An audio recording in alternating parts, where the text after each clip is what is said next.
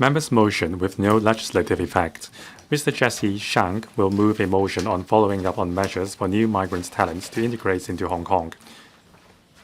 Two members will move amendments to the motion. This Council will proceed to a joint debate on the motion and the amendments. Later, I will first call upon Mr. Chang Hailong to speak and move the motion. Then I will call upon Dr. Johnny Ng and Mr. Yim Kong to speak in sequence, but they may not move the amendments at this stage. The joint debate now begins. Members who wish to speak, please press the Request to Speak button. I now call upon Mr. Jesse Shang to speak and move the motion. President, thank you. I'm pleased to move this motion that is following up on measures for new migrant talents to integrate into Hong Kong. After the delivery of this year's policy address, there have been further enhancements to the relevant talent admission policies. Many of my recommendations were adopted. I thank the Chief Executive for that. Before I speak, I first declare my interest. I am the founding chairman of the Hong Kong Top Talent Service Association, and also the chairman of the subcommittee on helping new talent immigrants to integrate into Hong Kong. Now we are attracting talents to come to Hong Kong to pursue a career. Now from the population bonus, this has been a good year. Now as of September this year, we have received more than 380,000 applications with 240,000 approved. 160,000 talents have come with their families to Hong Kong, far exceeding the 105,000 target set by the government 2 years ago. New talent immigrants have contributed greatly to our economy. It is estimated that they can bring about some 34 billion Hong Kong dollars to our economy, equivalent to 1.2% of our GDP.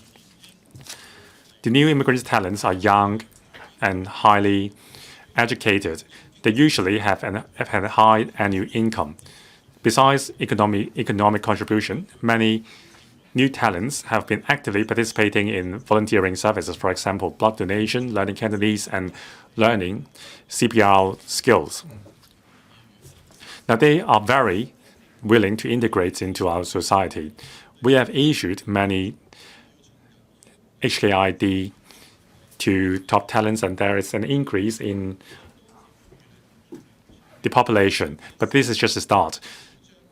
The yardsticks for gauging the success is how we can translate the bonus in population into economic bonus, that is business application, business registration, and also tax returns. Now, with these successes, we can call the entire program a success. It is very difficult to draw for talents. It is even more challenging to retain them. Retaining talents means that we have to ensure that there is a stable and happy life in Hong Kong with a good career, with good education for the children, and so on. Now, the HKTTSA, since its establishment in 2023, our mission has been to serve new immigrants' talents and help them integrate into Hong Kong and help them address the issues they encounter in Hong Kong. We have organized more than 50 sessions and with more than 350, with some 35,000 attendants. Now, in the new policy address, there are some measures concerning new talents measures, and I would like to chip in on this. Now, first, we need to provide career counseling for new talent immigrants. Now, my colleague in the council, Mr. Tang Fei, has helped me a lot in conducting a survey. A certain proportion of new talents could not land a job in Hong Kong. Many of them became slasher or self-hired people. We cannot ignore the trend. Maybe our labor market is not fully prepared to absorb the talent. Now, sometimes talents in specific fields simply cannot find a suitable type of job in Hong Kong because our economy is not diverse enough. And also, many of them are looking for managerial positions. Now, the chief executive promised that there would be more online business and job matching provided for new migrant talents. Now, we need to align our economic benefits, the fruits of our economic development with the incoming talents. Now, the Invest Hong Kong as well as the Hong Kong Trade Development Council said that there were some 20,000 new jobs created in the I&T field. Where are these jobs? Are they opened for the application by new migrant talents? Now, the newly established Committee on Education and Talent should focus on career counseling for migrant talents. Talents are the key to drive economic development and research and manufacturing activity. We need to ensure that new migrant talents can have a sound footing when they come to Hong Kong. Second, education for children of new migrant talents. We need to digitalize the service. According to a survey conducted by my association, the diverse education services in Hong Kong is one of the major reasons for new migrant talents to come. Now, 62% of the new migrant talents have children under 18, and many of them have issues finding a school in Hong Kong. It takes a long time for the students to find schools that they like. They have sent application to some 60 schools with no avail. Some even fail to secure a school place after one academic year. So that's why we need to provide a more comprehensive range of educational information for the new migrant talents. Now, the Education Bureau must be very specific and clear in dissemination of information. It has to be easy to access. For instance, specific measures have to be put forward to enhance the capacity of a K-12 educational spaces, and we need to enhance the quota places of direct subsidy scheme schools. Otherwise, new migrant talents' parents will be difficult to find a school place for their children.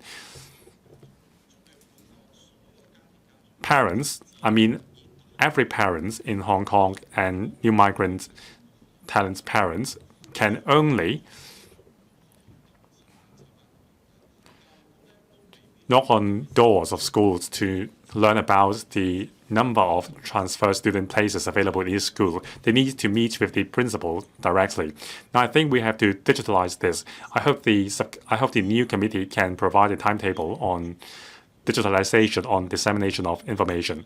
Third, capital and subsidies. Now, we need to provide financial incentives to help enterprises to set up in Hong Kong and help families to start a life in Hong Kong. In 2023, I submitted an oral question to the CDB and a written question to the FSTB. Earlier on, Mr. Frankie Ngan asked the same question to the Chief Executive. I also thank Ms. Dara Lee, Ms. Carmen Kan, Professor Priscilla Leung for sharing the same concern with me. By allowing money or capital to be transferred to Hong Kong, it can accelerate our economy and also provide a foundation for new migrants' life. Now, on the condition that national security is not harmed, we need to discuss this with the central authority. We need to secure more facilitation measures for facilitating the transfer of RMB to Hong Kong. We can use Hong Kong as a pilot zone and improve the plan gradually. Now, according to the third plenum's decision, we need to make Hong Kong a hub for international high-quality talents. This is our mission. Trawling for talents will replenish our talent pool for various industries. Not only that, we can also enhance the economic competitiveness of our country. We need to be a highland, a hub for this. We are very attractive for international talents. This is our unique advantage. Now, I hope that we can further enhance the Top Talent Pass scheme and also internationalize other talent admission schemes.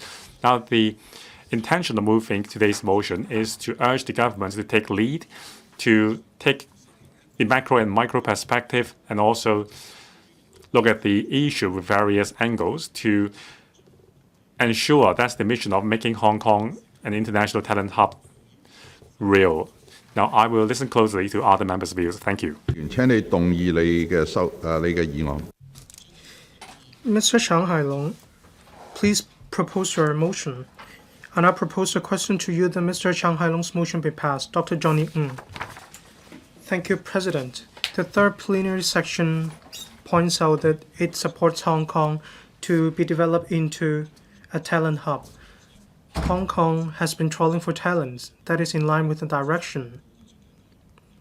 Since end 2022, there have been different talent admission schemes. As at last month, 240,000 applications have been approved. 160,000 persons have arrived in Hong Kong together with their family members, bringing a positive impact on Hong Kong.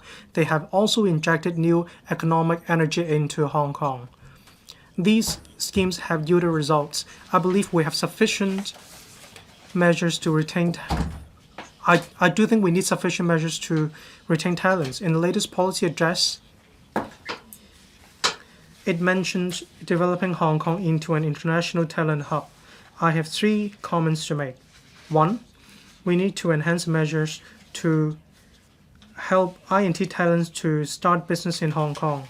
With the support of the country, we are going to develop ourselves into an international INT center. We need to enhance and develop new quality productive forces, which are the great engine to propel Hong Kong forward. I can see measures in the policy address to encourage and to help talents to start their business. For example, there's a fund of $10 billion to help new arrivals in Hong Kong. That also include AI, new energy, life science. I believe this will help the starting of business in Hong Kong. It's not easy to start a business in Hong Kong. They need to provide information about starting a business in Hong Kong. We also need to let them know the relevant measures and policies. We can target the specific needs of startups to provide administrative and legal advice so that we can offer convenience to newly arrived talents to start business. We also need to help talents to look for a job. The policy address mentioned the Hong Kong Talent Engage can provide assistance based on the individual needs of newly arrived talents. There should also be an online platform that provides a one-stop shop offering information for talents. There should also be online and offline recruitment sessions to provide job matching services. Without doubt, this will help newly arrived talents to find a job in Hong Kong. I believe employers should also enhance job matching services in Hong Kong to develop new quality productive forces. For example, we need to enhance the promotion of the relevant talent admission schemes to cover more industries like new energy, green energy, and so on. On supporting talents, we also need to support the children to study in Hong Kong and integrate into school life. This is a very important factor. This will help them put down roots in Hong Kong and enrich our manpower pool. The Top Talent Pass scheme, it has been extended for 3 years. This will allow them to better adapt to the life in Hong Kong and put down roots in Hong Kong. But in parallel, there should also be sufficient policies to help them. That is to help talents to settle into Hong Kong. The government needs to tailor-make measures to help them settle into school life in Hong Kong, to support them emotionally, and to provide language support. We should also provide assistance in relation to academic support and emotional support. There's a global race for talents. The 20th report of the country emphasizes the importance of having talents as well as innovation.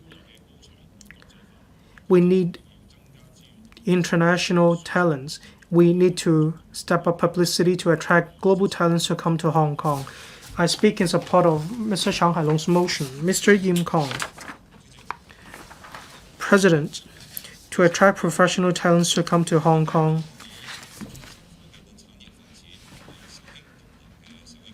to promote new industries in Hong Kong. That is the key to helping Hong Kong to move from order to prosperity. We have already attracted over 240,000 people to come to Hong Kong. Over 60% of them are married. Objectively speaking, children's education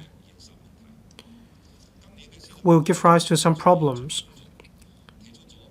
In this policy address, it has included 13 additional universities and provided more avenues for global talents to come to Hong Kong. I support it. But it also points to a couple of different issues. One, false academic qualifications to obtain residency.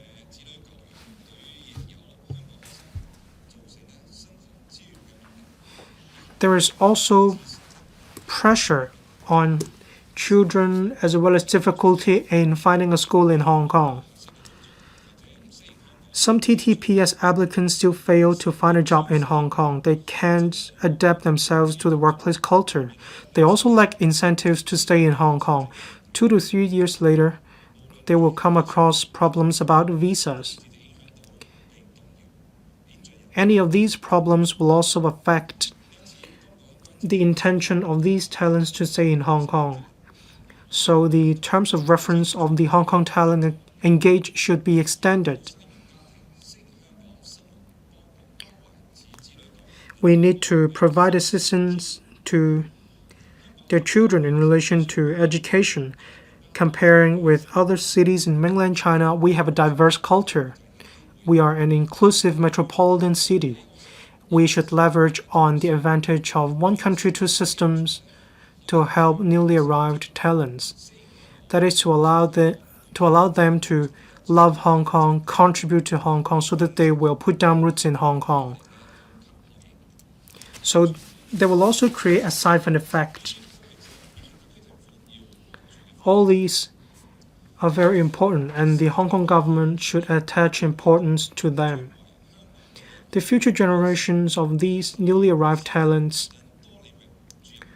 will inject new energy to society.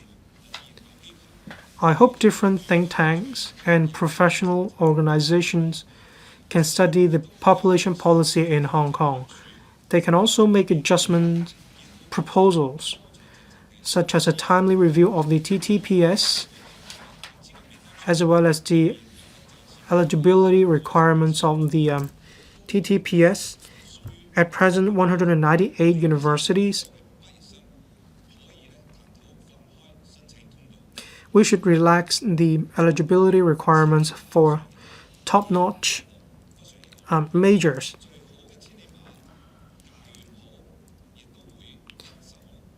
We need measures despite the fact that we have talents. Otherwise, we won't be able to retain these talents.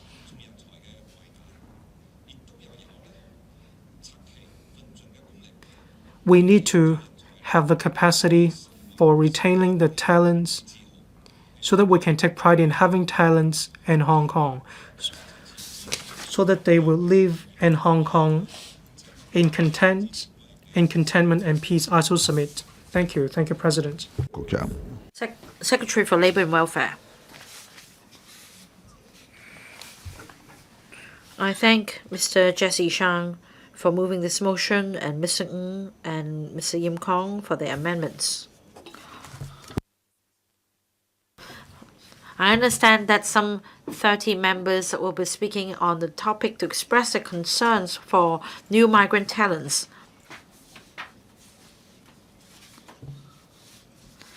I know that members are passionate about this issue. They'd like migrant talents to be able to set up presence in Hong Kong and contribute to Hong Kong. There are various issues in relation to entrepreneurship, job seeking, their children and their families, and I'd like to respond to these points. Well, in today's motion, members have will be putting forward various measures to support talents and their families who will be arriving in Hong Kong for them to adapt to our culture and our society. And to this end, the government is responsible since the establishment of Hong Kong Talent Engage in October last year. It has been actively collaborating with partners to organize various online and offline seminars and activities. The events cover a wide range of topics relating to migrant talents, including employment, buying or renting a home, starting a business, and their children's education. For example, in August this year, Hong Kong Talent Exchange held a seminar titled Guide to Settling Accommodation in Hong Kong. Representatives from partner organizations provided property rental advice for talents interested in settling in Hong Kong. They also introduced the features of residential properties in various districts and information on mortgage applications. The Hong Kong Talent Engage has organized nearly 30 thematic discussions or workshops this year with an attendance of over 40,000 online and offline participants. To strengthen connection and exchange between talents coming to Hong Kong and the local community, Hong Kong Talent Exchange launched the Talent Plus volunteer program in early September. As a liaison, the Hong Kong Talent Exchange works with the Agency for Volunteer Service, Christian Action Hong Kong, and various NGOs and partners to promote diverse volunteer services involving talents. This allows talents to contribute to Hong Kong to utilize their skills and interests, bring positive energy to every corner of society. As proposed in the 2024 policy address, Hong Kong Talent Engage will expand its partner network to maintain at least 90 partners by next year. This will provide broader, more comprehensive, and more useful information about daily living for migrant talents and their families so as to help them expand their networks and quickly integrate into the environment. Securing employment in Hong Kong is crucial to a talent's decision to settle here. To help them find a footing in Hong Kong, Hong Kong Talent Engage has been working closely with local and overseas chambers of commerce, associations, and industry leaders. It has also actively collaborated with local and international recruitment platforms and professional industry organizations to hold career matching workshops so as to assist talents in finding suitable jobs and staying in Hong Kong. This year, Hong Kong Talent Engage has organized and supported 5 online and offline job fairs with over 500 employers participating in them. It has also collaborated with various partners to hold over 30 talent recruitment-related activities. This allows talents interested in coming to Hong Kong to learn about the development opportunities in different industries. HKTE aims to co-organize at least 12 job fairs with industry and employer groups next year for direct job matching. The government has always supported INT migrant talents to start their businesses in Hong Kong. This year, Hong Kong Talent Engage has held 3 innovation technology-themed seminars to discuss the opportunities for INT talents in Hong Kong. These seminars analyzed the job trends in Hong Kong's INT industry and invited talents who have already started businesses or are engaged in INT work in Hong Kong to share their experiences. This provides first-hand information to those interested in entrepreneurship in Hong Kong. I'll be hearing from members expressing concerns about the education of children of migrant talents.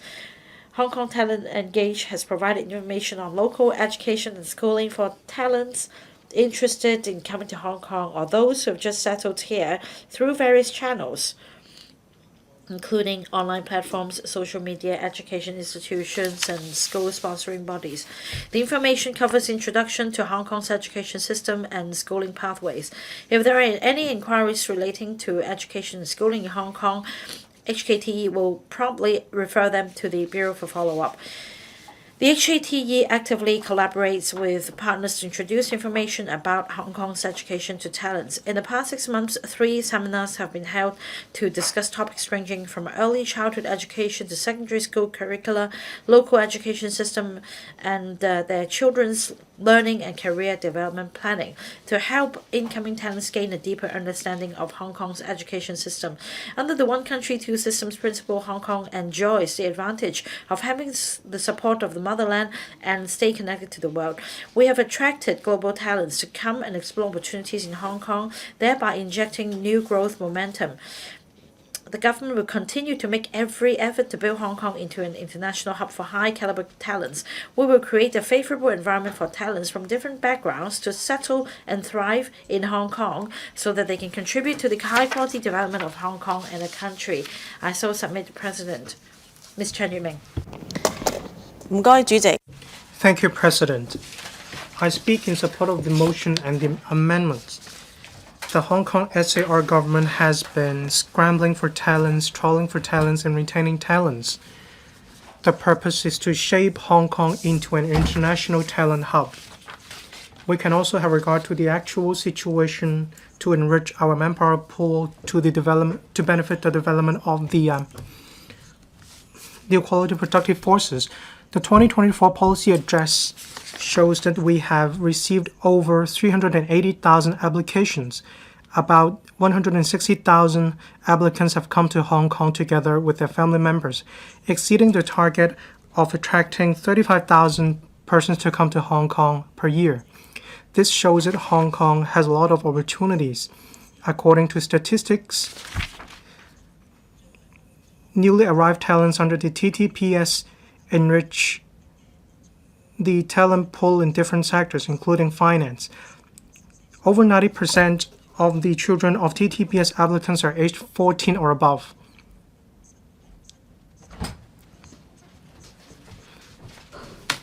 Therefore, if they put down roots in Hong Kong and have children to a certain degree, they will be able to address the aging population in Hong Kong. Overall, these measures have injected new impetus into Hong Kong. I believe members will offer their views on this issue, but we have different cases about false academic qualifications and intermediaries. So on this motion, I will start from other perspective to express my concerns about regulation. First, regarding false qualifications and combating the relevant acts, talent admission schemes and the graduates of tertiary institutions are the target of the government. But there are a series of incidents in which students make applications for admission using false qualifications. The Education Bureau said that they will work with the relevant credible platforms to verify the qualifications of applicants. They will even request applicants to provide documentary proof. I support the government in its efforts to plug the loophole and combat the relevant crime. There are academic requirements under the TTPS. In order to combat these cases, the government should verify the authenticity of the materials in order to uproot this problem. Recently, online there's a concern group about school place quota of universities. They are concerned that they can make use of the identity of the children of talent scheme applicants. They are afraid that this loophole will be exploited. Some students may come to Hong Kong through this scheme, and they may compete with local students in Hong Kong DSE examination. There are some 22,000 full-time undergraduate bachelor programs. Some are provided by UGC funded by the UGC. They are UGC funded programs.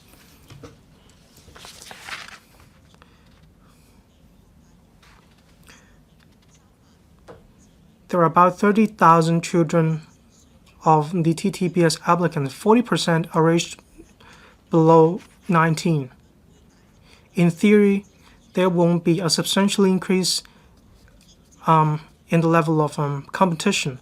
I think the Education Bureau should express concerns. In the recent 2 years, if there are more school-age students coming to Hong Kong and enroll themselves in Hong Kong DSE, the Education Bureau should step in. There is actually room for increasing the number of school places in relation to UGC programs, but in the public interest, the government should follow up on the implementation of the TTPS and lay the concern of the public with real figures. Thank you, President. Mr. Ronick Chan, President, the government has been stepping up its effort on attracting talents to Hong Kong. Now, there are 160,000 talents in Hong Kong for long-term employment. That's already 4% of our workforce. In the latest policy address, the government's CE announced the setting up of the Committee on Education, Technology and Talents for the integrated development of the three aspects. And then there will be more talents. They will be attracting more talents for the development of the 8 centers, expanding the talent list and so on. So these various measures will help to enrich our talent pool. Now, talents are the very foundation for development. Different places trying to throw talents using various means. Well, bringing in talents is just the first step. How do we retain the talents? How do we let them realize the potential they could contribute to the development of Hong Kong? Well, that's really the main concern. I thank Mr. Shang Hailong for moving this motion. He urges the government to introduce various measures with greater details to retain talents and help talents establish themselves here. Now, Shenzhen, among other places, has various measures. Shenzhen has measures to cover their visas, housing, education, healthcare, retirement, and so on, so that when talents apply for different services, that it's easy for them. This is to meet the needs of talents moving to Shenzhen, so talents won't have to spend too much time and effort, and they could easily adapt to the new environment in Shenzhen. In Hong Kong, we need to let talents feel welcome and have a sense to belong to Hong Kong. Now, there are various support measures already for, say, new arrivals coming on a one-way visa. So perhaps the Hong Kong Talent Engage could apply the same measures to incoming talents. For example, there could be orientation programs for children and young people, and so the children or young people could learn speak Cantonese and write traditional Chinese characters and so on. So and then there could be other measures or more information on renting an apartment, and you're going for a school interview and so on. So there is one-stop platform for all the information needed by the talents. And apart from giving them, equipping them with certain skills, it's necessary to give more support. For example, there are job fairs targeting incoming talents. Perhaps in future, these fairs should be sector-based. For example, most of them are actually in financial services, so there could be more job fairs with better matching, say, for specific sectors. Now, most incoming talents spend the most on accommodation, so there could be some assessment on on their assets and so on. So we could follow the idea of a youth hostel, and there could be some short-term accommodation plan to be provided, say, by the private sector. So when incoming talents first come to Hong Kong, they could move into such a short-term accommodation that will help them to better establish themselves in Hong Kong. And then there could, on the mainland, people could use mini programs to apply for various services. I understand the Home Affairs and Youth Bureau and the Hong Kong Talent Engage have also set up their WeChat accounts. For perhaps they could make use of these accounts to provide better support services to incoming talents. And then for many young people new to Hong Kong, they are used to using Xiaohongshu and other social media platforms, so to learn about life in Hong Kong. And the police already using Xiaohongshu to send out messages on scam alerts and so on, so the government could consider using the platform for giving out information. And then there must be follow-up survey on incoming talents, so we know how they're adapting to life here in Hong Kong. I hope I understand the survey is being done. I hope the findings will be announced soon. So for non-government sectors, they could also learn more about more information about incoming talents, and then we know how we could help them. I support Mr. Shang Hailong's motion and the 2 amendments. Thank you. Mr. Gary Chang. Thank you, President. Today we are talking about how we could keep talents here and how they could integrate into Hong Kong. So there are various measures such as providing information, giving help in education, and so on. Just now, I'm sure in the debate, we're going to be hearing many good ideas. But I agree with the Secretary, apart from this software, more importantly, is about the room for development for talents, so they will stay here. So in terms, we're talking about starting a business or a career. So if there are good opportunities in this respect, they are the most effective ways to keep talents here. Now, on various admission schemes, visas, there are a host of such schemes with major breakthrough. But perhaps we could look more at enterprises, how we could strengthen ways for matching with enterprises. For example, we have recently approved a new industrialization scheme. Say if we support certain enterprises, and then the enterprises could be given some quotas so they could look for talents from around the world, and there will be a special visa scheme. Maybe the number will be small, say just 5 quota places for a company. But I think this is something we can promote. Now, of course, we are talking about businesses bringing in talents on their own. Of course, that means these talents already have a job, and so they could integrate in Hong Kong easily. So for strategic enterprises, we could offer this scheme, and I believe that helps to bring talents here and help them to integrate too into Hong Kong. Now, the top talent pass scheme has been around for almost 2 years, so some are due for renewal of the visa. So we should take a liberal approach. We have adopted a liberal approach to allow people to come to Hong Kong, but now we have to be strict. If people have been here for 2 years still, they cannot find a job, we shouldn't extend their visas.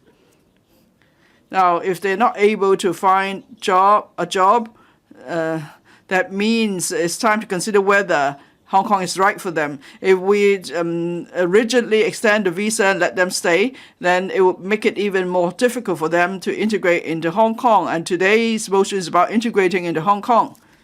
So if even if there is not a high figure for renewal, it's fine, because that's actually market force at play. So the council and the government could all do more explanation to the public if that's the case.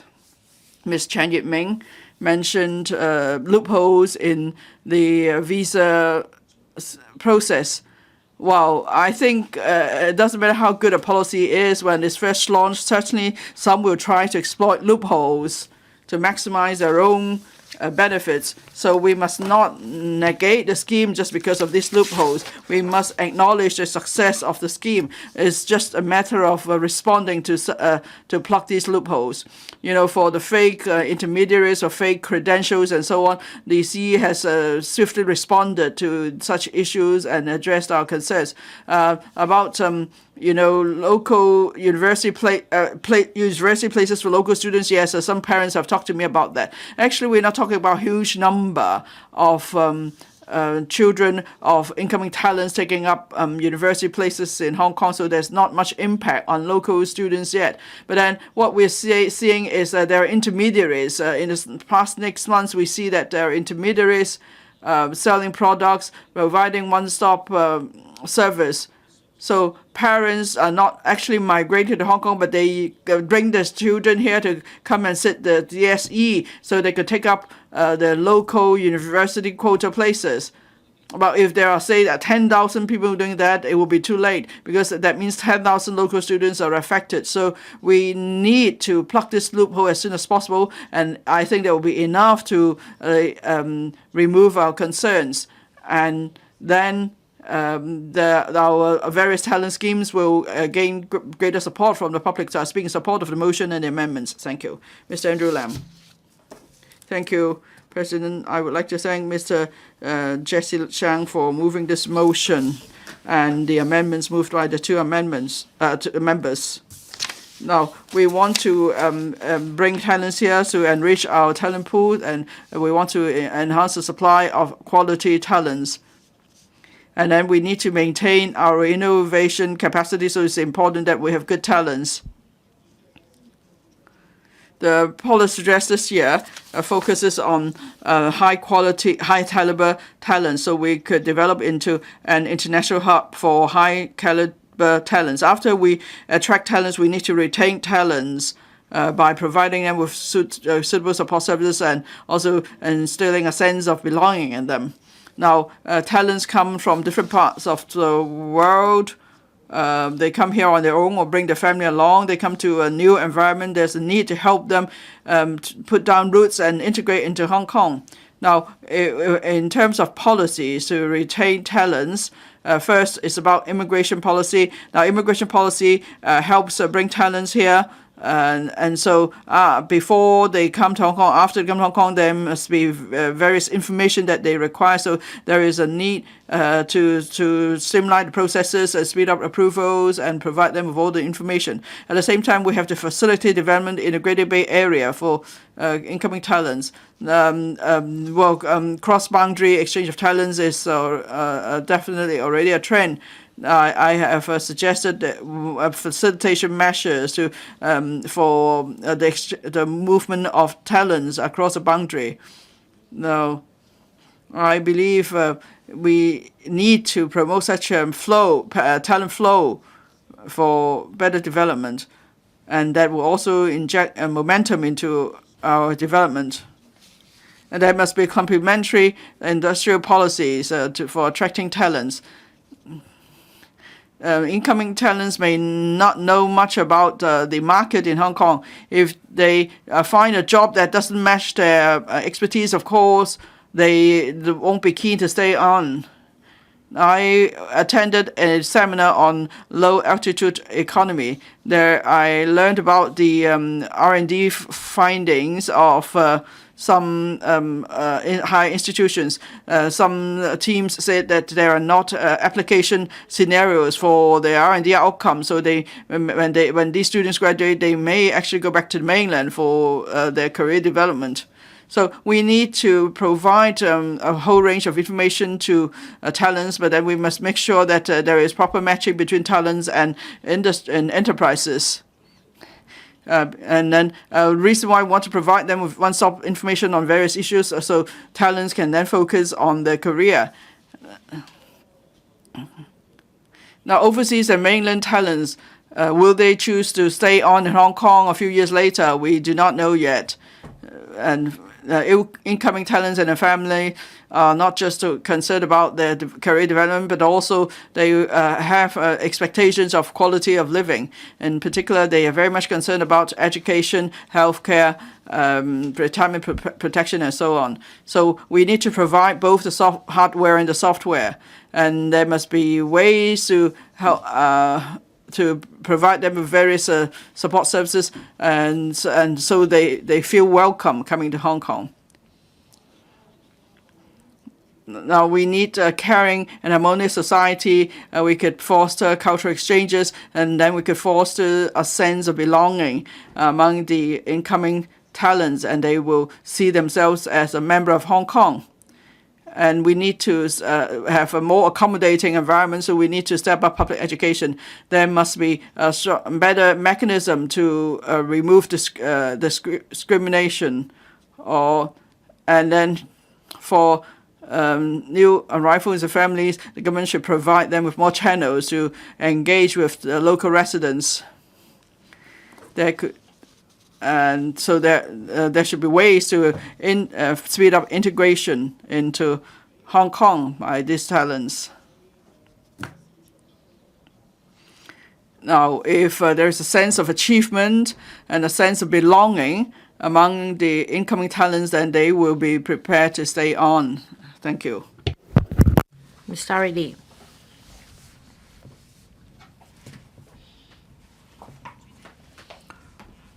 President, talent is crucial to supporting a city's development.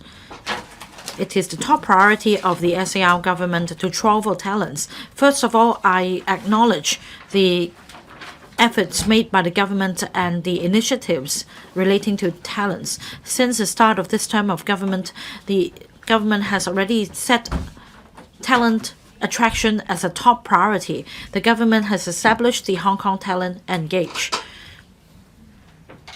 From the figures provided, I know that the government has been able to attract talents to come and stay here. We enjoy institutional advantages such as one country, two systems. We also one of the freest cities in the mainland. These are our attractive qualities in the eye of talents. We should do more. Now, in the third plenary session, a resolution is passed. The central authorities has reminded Hong Kong and Macau that we could build ourselves into an international hub for high-caliber talents. In response to the expectations in the third plenary session, the Hong Kong SAR government has rolled out further measures to build Hong Kong into an international hub for high-caliber talents. In other words, the Chief Secretary for Administration will establish a committee on education, technology, and talents to coordinate the joint development. I fully support education, technology, and talents developments. This is also in line with our national development strategy. So we need to take forward joint development of the three aspects of society. Now, there are two key words as delivered in the resolution of the third plenary session, that is international and high caliber. I think we should do more in terms of publicizing ourselves to the global community. The DAB earlier talked to the government, and we'd like to contribute to the government's efforts in developing an international hub for high caliber talents. That means the DAB will set up an online platform. Against the backdrop of the SAR government's policy and the resolution at the third plenary session, we will promote talent attraction policies through this platform. Second, talent services are necessary. In order to attract high-caliber talents to settle in Hong Kong, we need policies. So the DAB will be working with community organizations to help talents settle and integrate into our society. Now, we are going to make this written submission, and we will be meeting with the Bureau. I also thank the the government for accepting our suggestions and incorporating them in the policy address. In the press conference earlier, we proposed updating the talent list. In the past, there didn't seem to be specific measures to support the talent, incoming talents for specific trades and industries. Second, I also thank the government for accepting our suggestion, that is to expand the list of eligible universities under the Top Talent Pass scheme. Well, this is a common aspiration because the list of 100 universities under the scheme are not sufficient. There are also talents graduating from prestigious schools and institutions from around the world that and they should be eligible. The other point is that in order to make ourselves an international hub for high caliber talents, we need to be more proactive. So we need to reach out to the top-notch, high-caliber talents in a fashion of a headhunter. Well, altogether we have 12 proposals. I don't think I will be able to cover all of them in 5 minutes. In conclusion, I hope that the government will join hands with the community so that we can all chip in to building Hong Kong into an international hub for high caliber talents. We're on the right track, but I think that there is more to be done in achieving this objective. So I hope that we'll continue to work closely with the government. Mr. Ambrose Lam. Mr. President, in recent years, the government has rolled out different measures to attract talents. Altogether, 119 talents, together with their families, have come to Hong Kong. I agree with the government that apart from attracting talents, we need to keep them here. For incoming talents, the first problem they face is employment. For decades, we have been focused singly on financial services and nothing else. Apart from financial professionals, it's very difficult for other experts to find a job, especially against the backdrop of doldrums in the property market. We don't have a lot of I&T enterprises.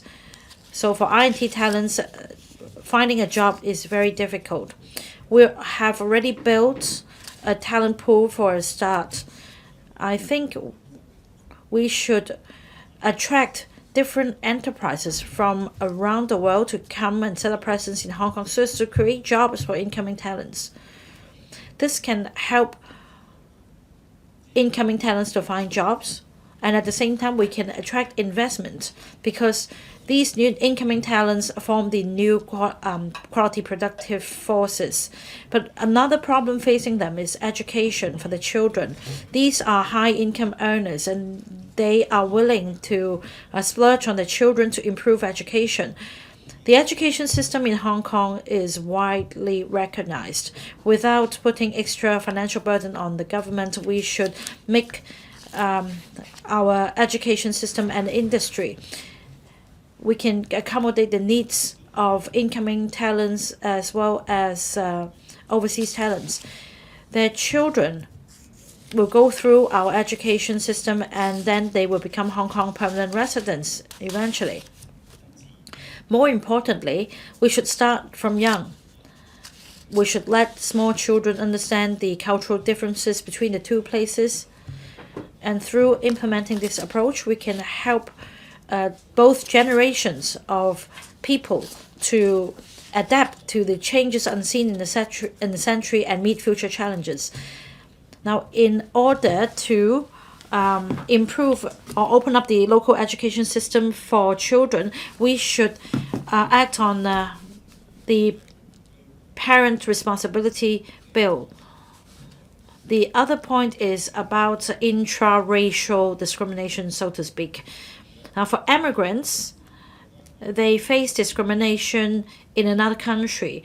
For new migrant talents coming to Hong Kong, they also are the victims of discrimination. Many of them dare not speak up, so I don't think the official figures reflect the true picture. For years, there have been people advocating Hong Kong's independence. It all boils down to intra-racial discrimination and discrimination against new arrivals.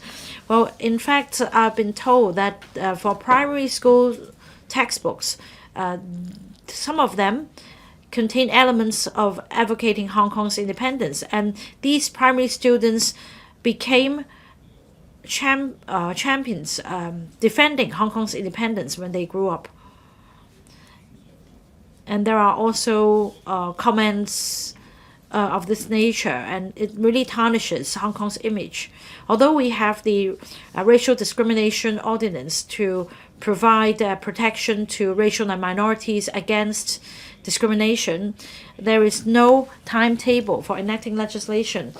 The EOC proposed legislative amendments in 2023 to prohibit intra-racial discrimination by legislative means. I hope the Legislative Council will discuss this issue as quickly as possible so as to protect new migrant talents so that they feel reassured staying here for development.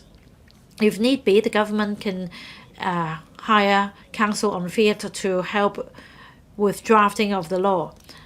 I speak in support of Mr. Jesse Shang's motion as well as Mr. Johnny Ng and Mr. Yim Kong's amendments.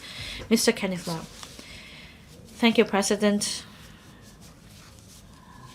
Against the backdrop of an aging population around the world, there's been a keen race for global talents. Hong Kong should not be left behind because talent is a primary driving force for development. It has to do with the quality and quantity of development. It also is crucial to developing the new quality productive forces. I thank Mr. Jesse Shang for moving this motion of following up measures for Hong Kong for new migrant talents to integrate into Hong Kong. According to electrical research information, since the rollout of this measure, 190,000 top talents have arrived in Hong Kong as at the end of September 2024, and over 66,000 of them have come under the Top Talent Pass scheme. It shows that the government has made some achievements in attracting investment and talents. However, we need more supporting measures to enhance the sense of belonging of new migrant talents. According to the first round of survey on talents under the TTPS, only 40% of these talents have decided to remain in Hong Kong. Many of them expressed difficulties in coping with their day-to-day living, so I think that some livelihood issues have to be addressed. There should be sufficient resources to support the new migrant talents because adapting to the new way of life is always the number one problem for new immigrants.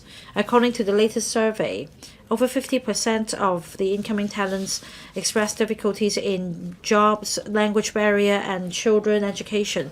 So if we provide more support and facilitation measures to incoming talents, they will better adapt to our community. The latest policy address also mentions some new initiatives, including an online-offline support service for job matching. However, instead of just engaging involving the Hong Kong talent engage, we should reach out to the community. There should be more support to the children and to address the language barrier so as to help them battle loneliness and isolation in our society. The other point is about visa renewal. In this year's policy address, the pilot arrangements will be extended to include graduates of Hong Kong universities' GBA campuses under the IANG arrangements. In terms of visa renewal, I think we can walk the extra mile. According to media reports, a non-local graduate under the IANG would like to start a business in Hong Kong, but because of the cumbersome procedures, the graduate is deterred. There is also uncertainty about the immigration department's procedures. These young entrepreneurs are worried that their visas will not be renewed.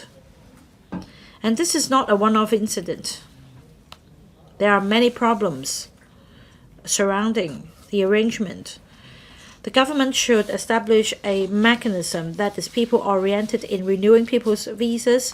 There should be sharing and opening up of data to save resources and time in vetting visa renewal applications. For the government department to do gatekeeping. Finally, in order to build Hong Kong into an international hub for high-caliber talents, we need not only the government's support but the whole community's efforts in providing an inclusive environment for our incoming talents to start anew here. I'm happy to learn from the policy address that the government will promote diversity in school campuses to promote inclusiveness. And recently, the Talent Plus volunteer program has been rolled out. The program seeks to encourage incoming talents to participate in community and volunteer services for them to better adapt to our culture and be integrated into our society. I believe that if we build a caring society, everybody will benefit from it. Hong Kong is a metropolis in Asia, is also our country's window to the world.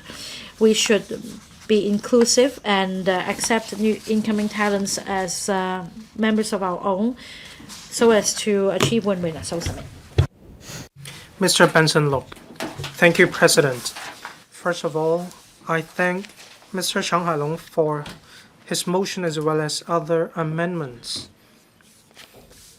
The resolution of the 20th Third Plenary Session supports Hong Kong and Macau to be developed into an international hub for high-caliber talents, giving us a new position.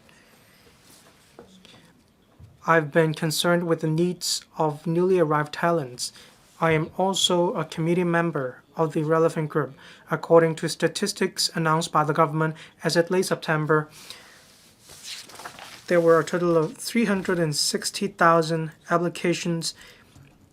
240,000 applications have been approved. A total of 160,000 people have come to Hong Kong, exceeding the target of 105,000. The average age of Hong Kong people is 48.5, whereas the average age of TTPS applicants is 35. The average age of children of the TTPS applicants is 19, so they not only bring new economic impetus to Hong Kong, but they also bring a lot of students to Hong Kong. The TTPS as well as other admission schemes have yielded results, but after the newly arrived talents have come to Hong Kong, it's key to retain talents to help them settle into Hong Kong so that they will have peace of mind while making contributions to Hong Kong. That's exactly the main point today. The 2023 policy address mentioned the establishment of the Hong Kong Talent Engage. They map out the direction for attracting and retaining talents, focusing on providing assistance to newly arrived talents ranging from education, healthcare, and integration into the Hong Kong society. The website of the Hong Kong Talent Engage is quite good, as members of the public said. There are guidelines, useful information, wage level reference, and so on. There are also different sharing sessions. I understand there are different volunteer schemes as well as Cantonese courses for newly arrived talents so that they can integrate into Hong Kong. We can see that the administration has done quite a lot on helping the newly arrived talents. Apart from that, dependents on the TTPS applicants are also close to my heart. Statistics show that some 77,000 dependents came to Hong Kong last year. This year, 43,000 so far. What about their integration into the Hong Kong community? That has everything to do with whether the talents will stay in Hong Kong. So the government should face squarely the needs of these dependents. For example, their education opportunities, dependent visa, tax returns for the entire family, purchasing property, and so on. There's a lot to be done. There's actually a lot of room in this regard. For example, talents need a handsome amount of money to buy property in Hong Kong. How can they bring the capital into Hong Kong? That's one of the main issues.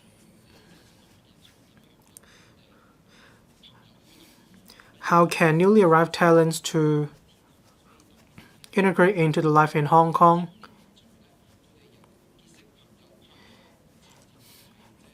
These talents need to make friends, have a relationship, enlarge their social circle, and then make contributions to Hong Kong. In 2017, there's a paper issued by the State Council on young people.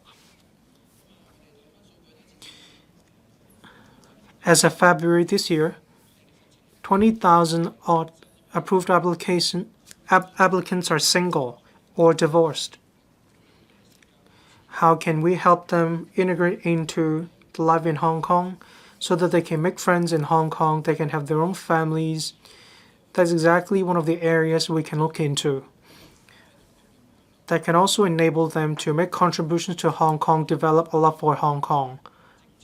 So apart from policies and statistics, we also want newly arrived talents to integrate into Hong Kong and have their own social circle in Hong Kong. Thank you, Deputy President. Dr. Lo Wai Kwok. Thank you, Deputy President. I thank Mr. Shang Hailong for the motion as well as other amendments. Talents are key to the development of Hong Kong. This is without doubt. We have a dwindling population. We also have an aging population.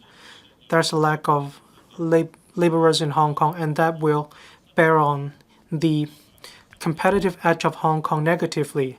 Talents will inject impetus into the Hong Kong labor force.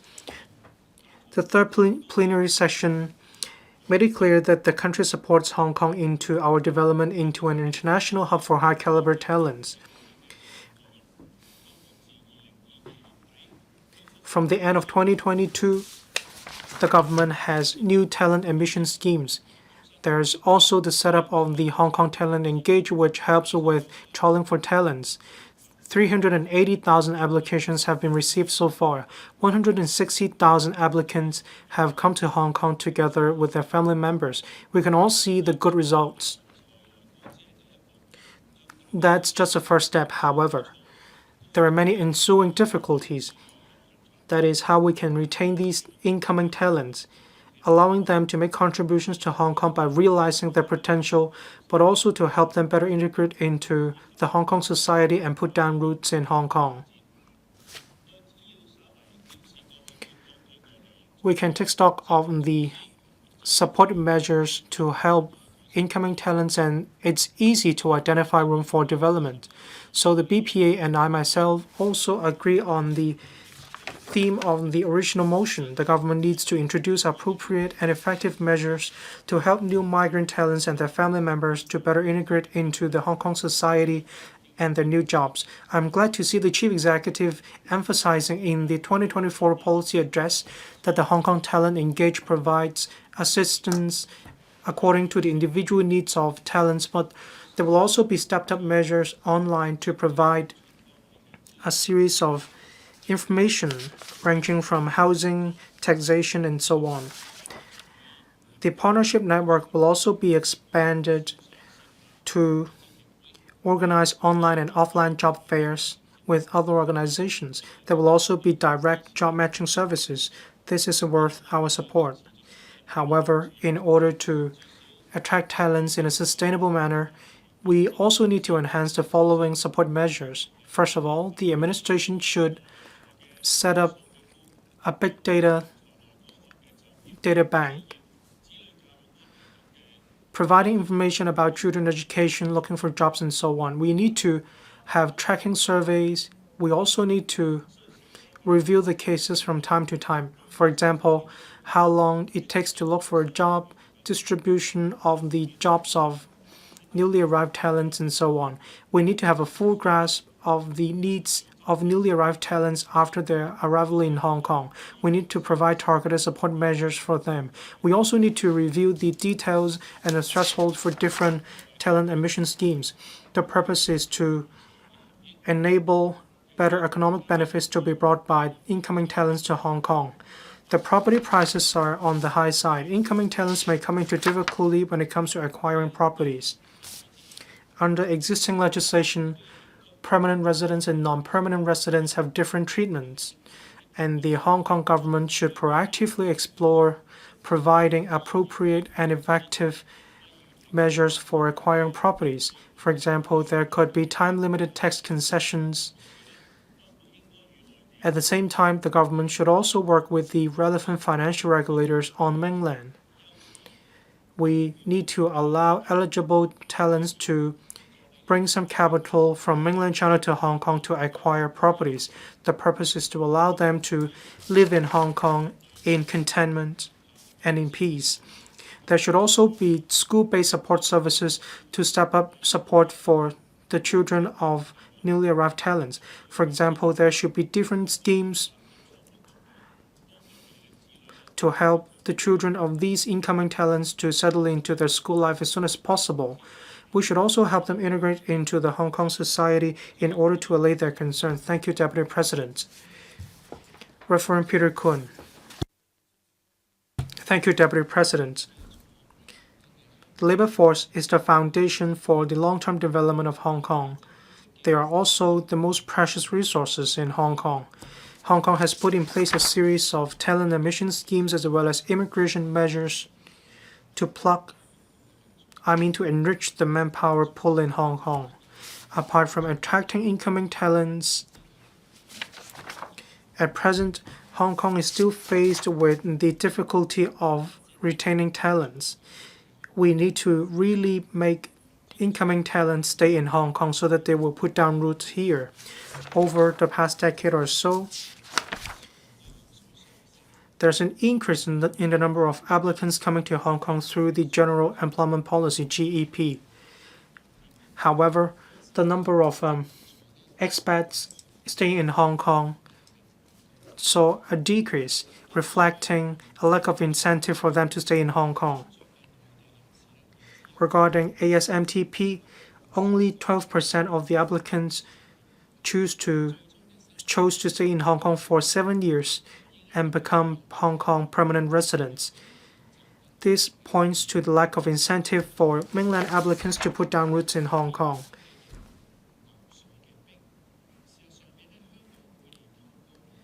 Actually, the newly arrived talents in Hong Kong, we have quite a number of these talents. However, in the end, they are simply coming to Hong Kong for a short period of time. There's a lack of policies to help retain talents. That's exactly why Hong Kong is faced with a shortage of talents.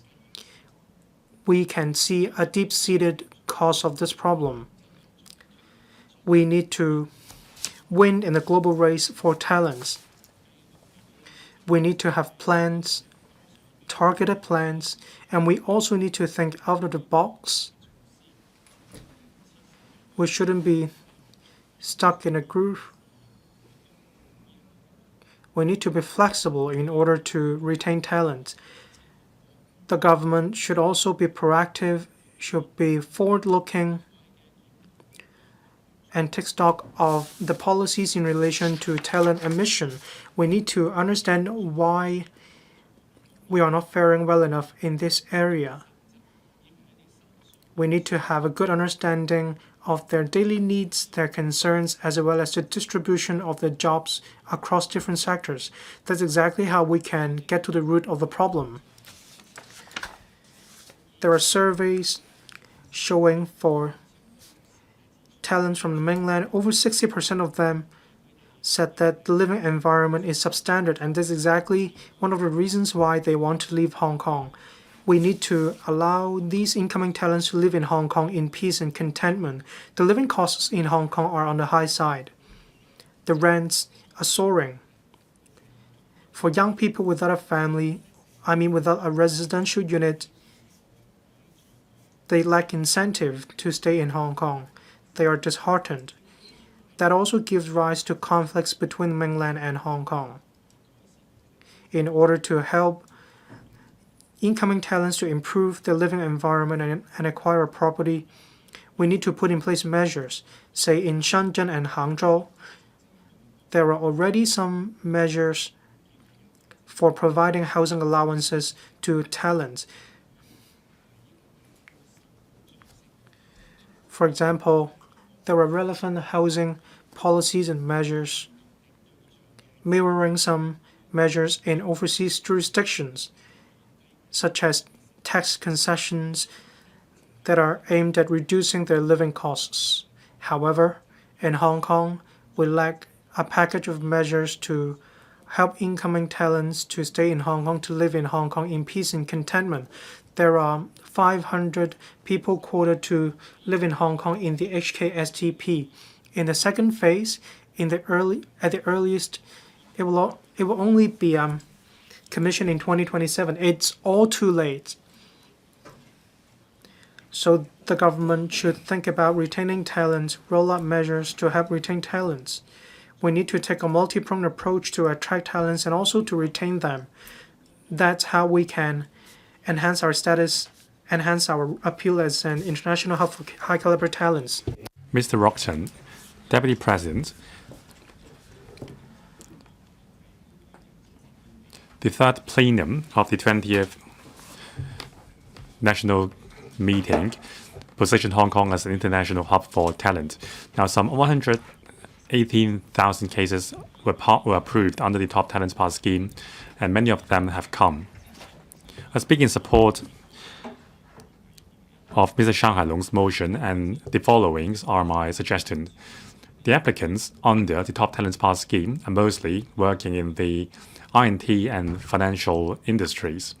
They can only contribute a limited proportion to our GPD. Now, 86.1% of the applicants have failed to secure a job in Hong Kong. Now, I support this year's policy addressed measure to enhance the relevant talent admission schemes. For example, updating the talents list and promoting the entry of talents in alignment with our positioning as the 8 centers. We need to analyze the demand and supply situation of the talent pool in these 8 industries, and then formulate a targeted employment scheme to allow these talents to find a job in Hong Kong and serve the interest of Hong Kong. Now, the Zhejiang Expatriate Association in Hong Kong conducted a survey on the talents from Zhejiang. 1,000 respondents replied that the thing they are most unhappy about in Hong Kong are the high living costs and the poor living condition. That has weakened their willingness to come and stay in Hong Kong. That is why the Hong Kong SAR government should continue to enhance the various support for the talents in terms of living subsidies or allowances and talent bonuses. If the government thinks they are not the right one to do them, the private sector should be involved. New migrant talents usually bring along their families when they come to Hong Kong, and education for their children is their highest concern. As many members have said, the talents face a lot of difficulties in finding a school place for their children.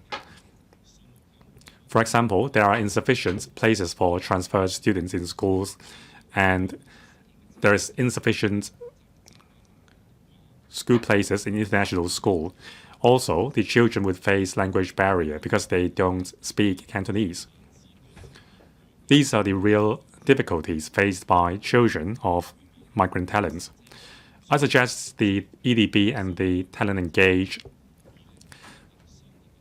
collect relevant data and formulate relevant measures to help the children in new migrant talent families. The survey also revealed that in terms of social circle, 87% of the respondents only made friends with fellow migrants from the mainland. Only 1% of them made friends with local Hong Kongers. It shows that many of the migrant talents did not integrate with the Hong Kong community. Now, many new migrant talents told me that they failed to find enough interest in Hong Kong. That is also one of the reasons why they are not willing to stay in Hong Kong. I suggest NGOs and Klansmen Association, as well as care teams, organize speed dating experiences for new migrant talents. Matching activities should be organized. Putonghua and Cantonese courses should be organized, and there should be regular social gatherings between locals and the migrants. This will enhance the sense of happiness and gain of the new migrant talents. I support the motion and the amendments. Dr. Tan Yueheng, Thank you, Deputy President. The Chief Executive mentioned in his policy address that 380,000 applications were received since the Top Talent Pass scheme was introduced in 2022, and 180,000 applications were approved. This is a glorious feat, and it highlighted the success of the government's talent admission policy. I recognize the government's efforts. At the same time, we heard some complaints about the difficulties in finding jobs in Hong Kong and also the difficulty in finding a school for the children, as well as finding a house to live in. That's why some talents have doubt about coming to Hong Kong, and even for those who came, they are unwilling to stay. I support the motion and the amendments because we need to focus our efforts on providing resources to support new talents to adapt to the life in Hong Kong. This is the only way to encourage talents to take roots in Hong Kong and also to boost our economy with the influx of talents. We need to focus on both quality and quantity in terms of our talent policy. We need to be selective in terms of the quality of talents. We need to focus on talents from the GBA and the country as a whole, and we need to be targeted in our efforts. We need to match talents with the suitable jobs. More studies must be conducted and better planning must be had. In terms of I&T as well as new quality productive forces industries, there is a need to get an accurate picture of the demand and supply situation in terms of talents. Now we need to focus on our AIDS positioning. There is a great shortage in terms of middle to senior management jobs in the I&T industries. We need to focus on number as well as the caliber of talents. We need to introduce talents with skill sets that we need. Second, we need to provide supporting services to encourage talents to stay. Now, according to a survey conducted by the government, on average, talents would bring along at least one dependent with them when they come to Hong Kong. Many of the dependents are children in school age. We need to provide education consultancy services for new migrant talents to help them address the education need of their children. Traditionally, in the Chinese society, we attach much importance to children's upbringing and education. That's the same for new migrant talents. We need to give them information about quality schools in Hong Kong to address the education needs. In a nutshell, we need to publicize our strength, that is a world-class education system. We can direct the children of new migrant talents to areas where there are sufficient school places. In the long run, we need to enhance the teaching quality of schools in general in Hong Kong. 3, we need to be accommodating, and we need to be adopting more relaxed standard when admitting talents.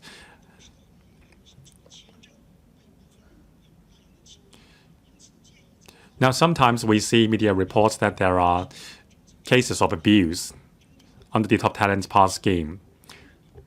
So we need to introduce talents that we need and encourage them to stay by adopting a more stringent standard. Now, for example, maybe we have to impose a condition that the talents stay in Hong Kong for a certain period of time. And also we may need proof of employment and residence to verify the application. That is how we can better monitor the performance of these talents in Hong Kong. This can also help the government provide a better support for the talents and help them integrate in Hong Kong. Thank you. Dr. Ngan Min Yu. Thank you, Deputy President. Hong Kong is a place where the Eastern cultures meet the West. It offers unlimited opportunity to the world. Since our recovery from the epidemic, we have introduced Top Talent Pass scheme, and we have attracted some 50,000 talents into Hong Kong. In the coming 5 years, they will contribute some 35 billion Hong Kong dollars to our GDP. I'm grateful for the efforts made by the LWB and the talents engaged. Coming to Hong Kong is just the first step.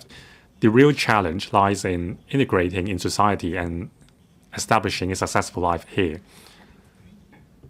Many new migrant talents faced difficulties in adapting to our culture and language. In addition, we have a high living cost and a fast pace. It also poses pressure on new migrant talents. Education is also key in deciding whether the talents would stay.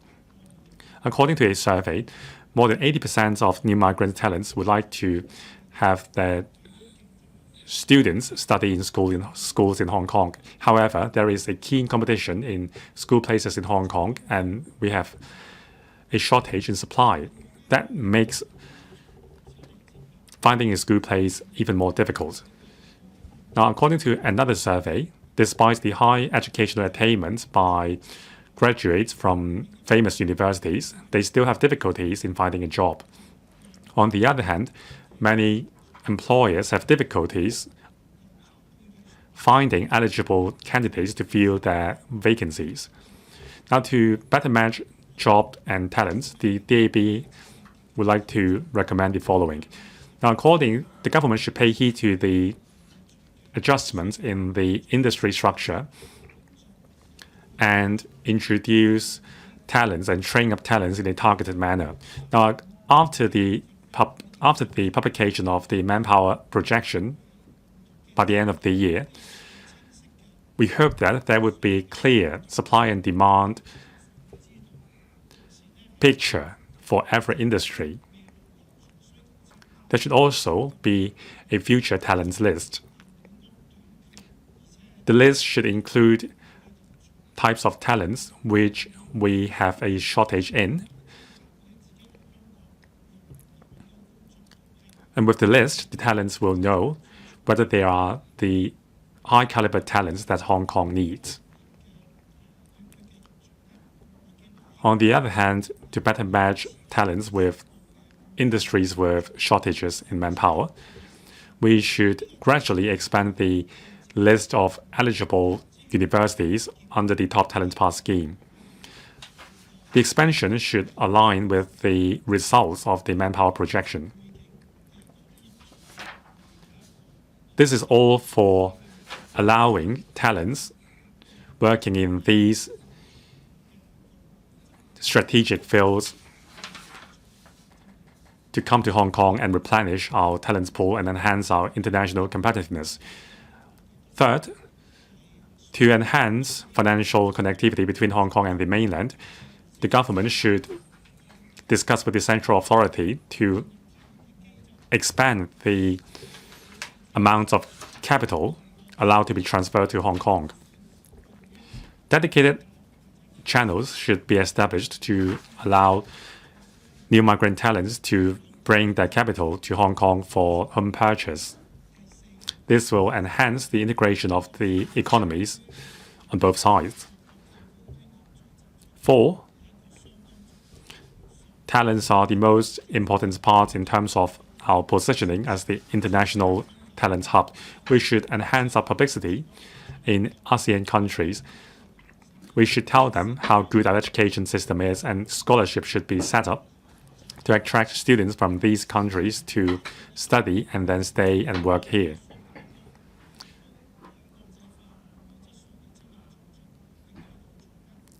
If we can do this, we can attract more young talents to Hong Kong and promote our development. Now, we have our unique advantages in attracting talents. We must have targeted plans to support the talents so that we can become an international talent hub. Thank you. Your time's up. Mr. Lam Chen Singh. Thank you, Deputy President. I thank Mr. Shang Hailong for moving the motion. Now, it's often said in social media that mainland talents are not afraid of working hard here. They take up jobs paying just $20,000, $30,000, and they work long hours and they don't complain. But then there are local residents who say that they are not setting a good example and they're taking jobs away from locals. So that may be the minority voice, but we must not overlook it. Of course, we're worried too that some people are trying to stir up conflicts between mainland and Hong Kong talents. It's like over a decade ago, there are people trying to stir hatred against mainland arrivals. Now, I think there should be a matching service for jobs in a targeted manner. Some incoming talents say that it's difficult for them to find jobs. What are the reasons? Maybe it's because talents are not familiar with the job-seeking culture here. They don't know where they could learn about vacancies. Then it's just about matching. And once there's job matching, then the issue is resolved. But if it's a different reason, for example, Mr. Ho Kai-ming said that there are petroleum professionals who come here, but in Hong Kong we do not have petroleum industry, so it's hard for them to find work. But then if we ask the talents to give up their profession and take up lower skilled jobs, well, that's not really the intention of the Top Talent Pass scheme or other talent schemes. There are some top talents here for over 6 months still they could not find work, even if they're willing to take up job that pay just $20,000 a month. Still, they're not able to get jobs, so they are struggling here. So they really come to Hong Kong. If there are 100,000 talents coming to Hong Kong and not able to find work, and they prepare to take up jobs paying $20,000 or $30,000, then do we have over 100,000 such jobs for them? And would that affect the job prospects of local workers then? So we need to take a targeted approach in bringing in talents. Then we could address the problem of mismatching of jobs and talents. And then we don't want, top talents to take up lower paid jobs because then that will also affect local workers. So the government needs to have a mechanism and a policy. Now, we are going to develop 8 centers in Hong Kong in financial services, innovation, aviation, and so on. Now, through the various talent schemes, are we bringing in talents that could really meet our development needs in future? Now, if there are local businesses who want to hire mainland talents, and then the government could work with these companies to do publicity on the mainland. So they targeting talents for the development of our 8 centers, and then enterprises could hire these talents, and then they could come to Hong Kong. So in that manner, we're able to provide talents to the relevant companies at the same time these talents get work. Now, we don't want hundreds of thousands of talents coming to Hong Kong, and then there are still companies complaining they're not able to hire top talents, and then top talents also complain and they're able to find work that match their qualifications and professional experience, and they have to take up lower paid jobs. So we don't want to see that. We must not we must make sure there is no duplication between worker importation scheme and talent schemes. I speak in support of the motion. Thank you. Mr. Kenneth Lau.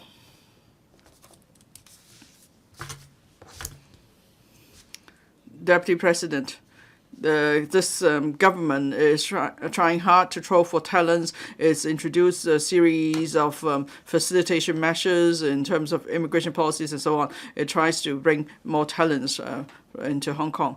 Now, there are some 380,000 applications so far, and some 300,000 of them have arrived in Hong Kong with their family members.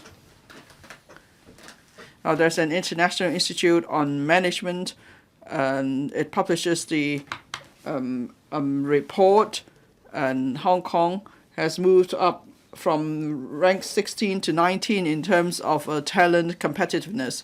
So that's formidable achievement, and we should commend it.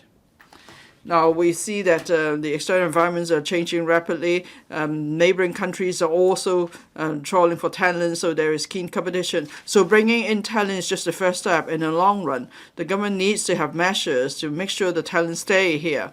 Now, in terms of job matching, education, healthcare, and so on, there must be facilitation measures so we're able to retain talents and for the sustainable development of Hong Kong. Now, the government set up the Hong Kong Talent Engage. This office is to help talents to settle down in Hong Kong. There are support services provided to incoming talents. That's a good start. From government figures, we know that on the online platform, there are just 50 partners, and they've only referred some 5,500 cases seeking support. So that's not at all enough to meet the needs of incoming talents and their family members. Now, in the latest policy address, there's an announcement to strengthen the online services of the Hong Kong Talent Engage by providing more information such as on salary, scale, and taxation matters, and so on. And then there is also matching, direct matching between employers and talents. I support these measures. I hope the government will do more. For example, the government could organize regular exchanges at the district level, and there could be an information portal. So talents and family members could learn the local language and adapt to the local environment as soon as possible. This will enhance their sense of belonging. Education's proper industrial structure is important for retaining talents because that provides career and development prospects for talents, and also it's necessary to provide good education for the children of talents. Then talents will put down roots here. So we need to have a long-term planning for the education structure, and then talents will stay here and integrate into Hong Kong as they realize their potential. So I'm glad to see the government setting up the Committee on Education, Technology and Talents. This committee promote the integrated development of education, technology and talents. Now, Hong Kong will move in the direction of innovation and technology development. In the Loop area, there will be the Hong Kong Shenzhen Cooperation Zone, and we'll also have the 17 Technopole. So that's why we need talents. So we should make good use of these two zones, so that we will have a talent hub of innovation and technology talents here. And then these two zones will be a testing ground for different for policy innovation. And then we will attract more talents coming to these zones. Now, in the Northern Metropolis, 80 hectares will be set aside for the Northern Metropolis University Town, and local institutions are encouraged to set up new programs, and also there will be the third medical school. Now, many income talents, of course, care very much about the education of their children. So if we have the university town, then I hope there will be proper planning of the research and teaching resources, and setting up a third medical school will also benefit Hong Kong's development as an international education hub. And then talents will also be more prepared to come to Hong Kong with all these facilities. So I speak in support of the motion and the amendments. Thank you. Mr. Chen Kim-po. Thank you, Deputy President. the latest policy address states that there will be a need for about 180,000 talents in various sectors in the next 5 years. So bringing in talents to fill the gap is just one of the policy objectives. More importantly, we want these incoming talents to make Hong Kong their home and settle down here. And then they also turn Hong Kong's core values into their own DNA, such as loving Hong Kong, loving the country, working hard, working harder and complaining less, and so on. So this is what happened to the last migration waves in Hong Kong for the older generation. Now, the first step, of course, is first to help incoming talents to settle in Hong Kong, so they will have jobs and their children have schooling. And then next, the second phase is to help them integrate in Hong Kong. And then and so they will see that they are welcome here with the various policy support measures. Now, the information is easy to access these days, so that's why it's necessary to have one-stop service for incoming talent so they could access various information.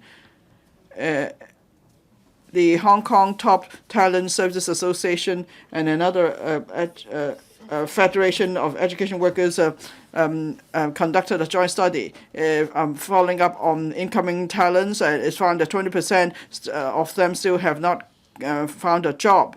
So we need to follow up on the developments, and we need to make sure that if they need assistance, the Hong Kong Talent Engage now just provides forms for applicants to fill in.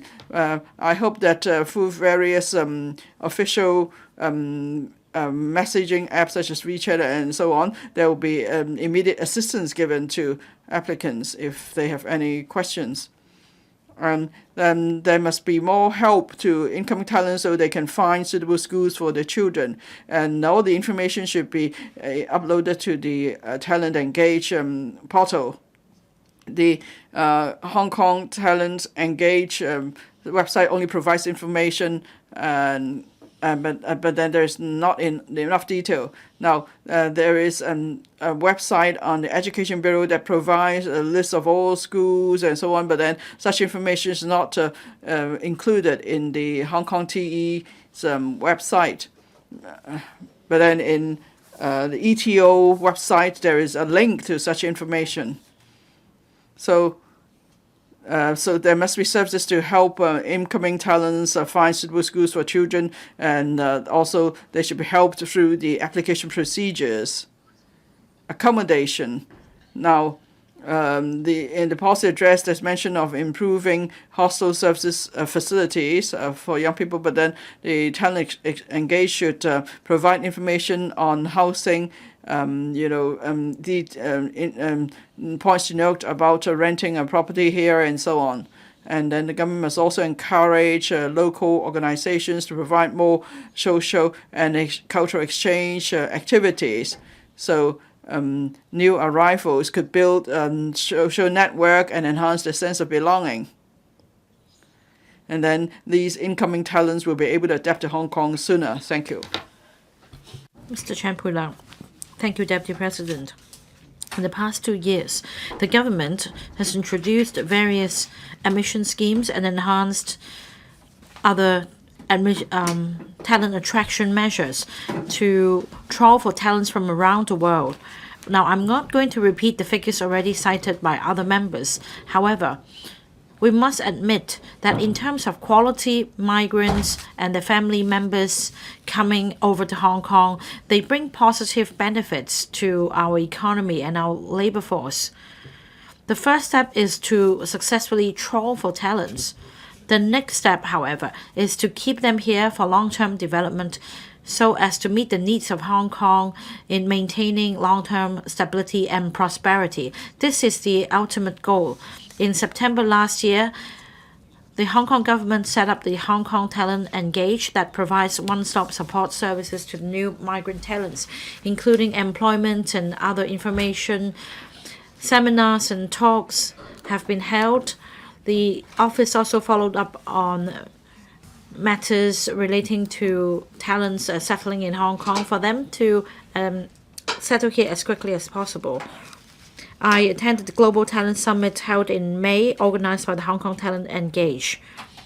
I witnessed the job matching workshops in play there, helping incoming talents to look for jobs suited to their expertise in order to help them settle here.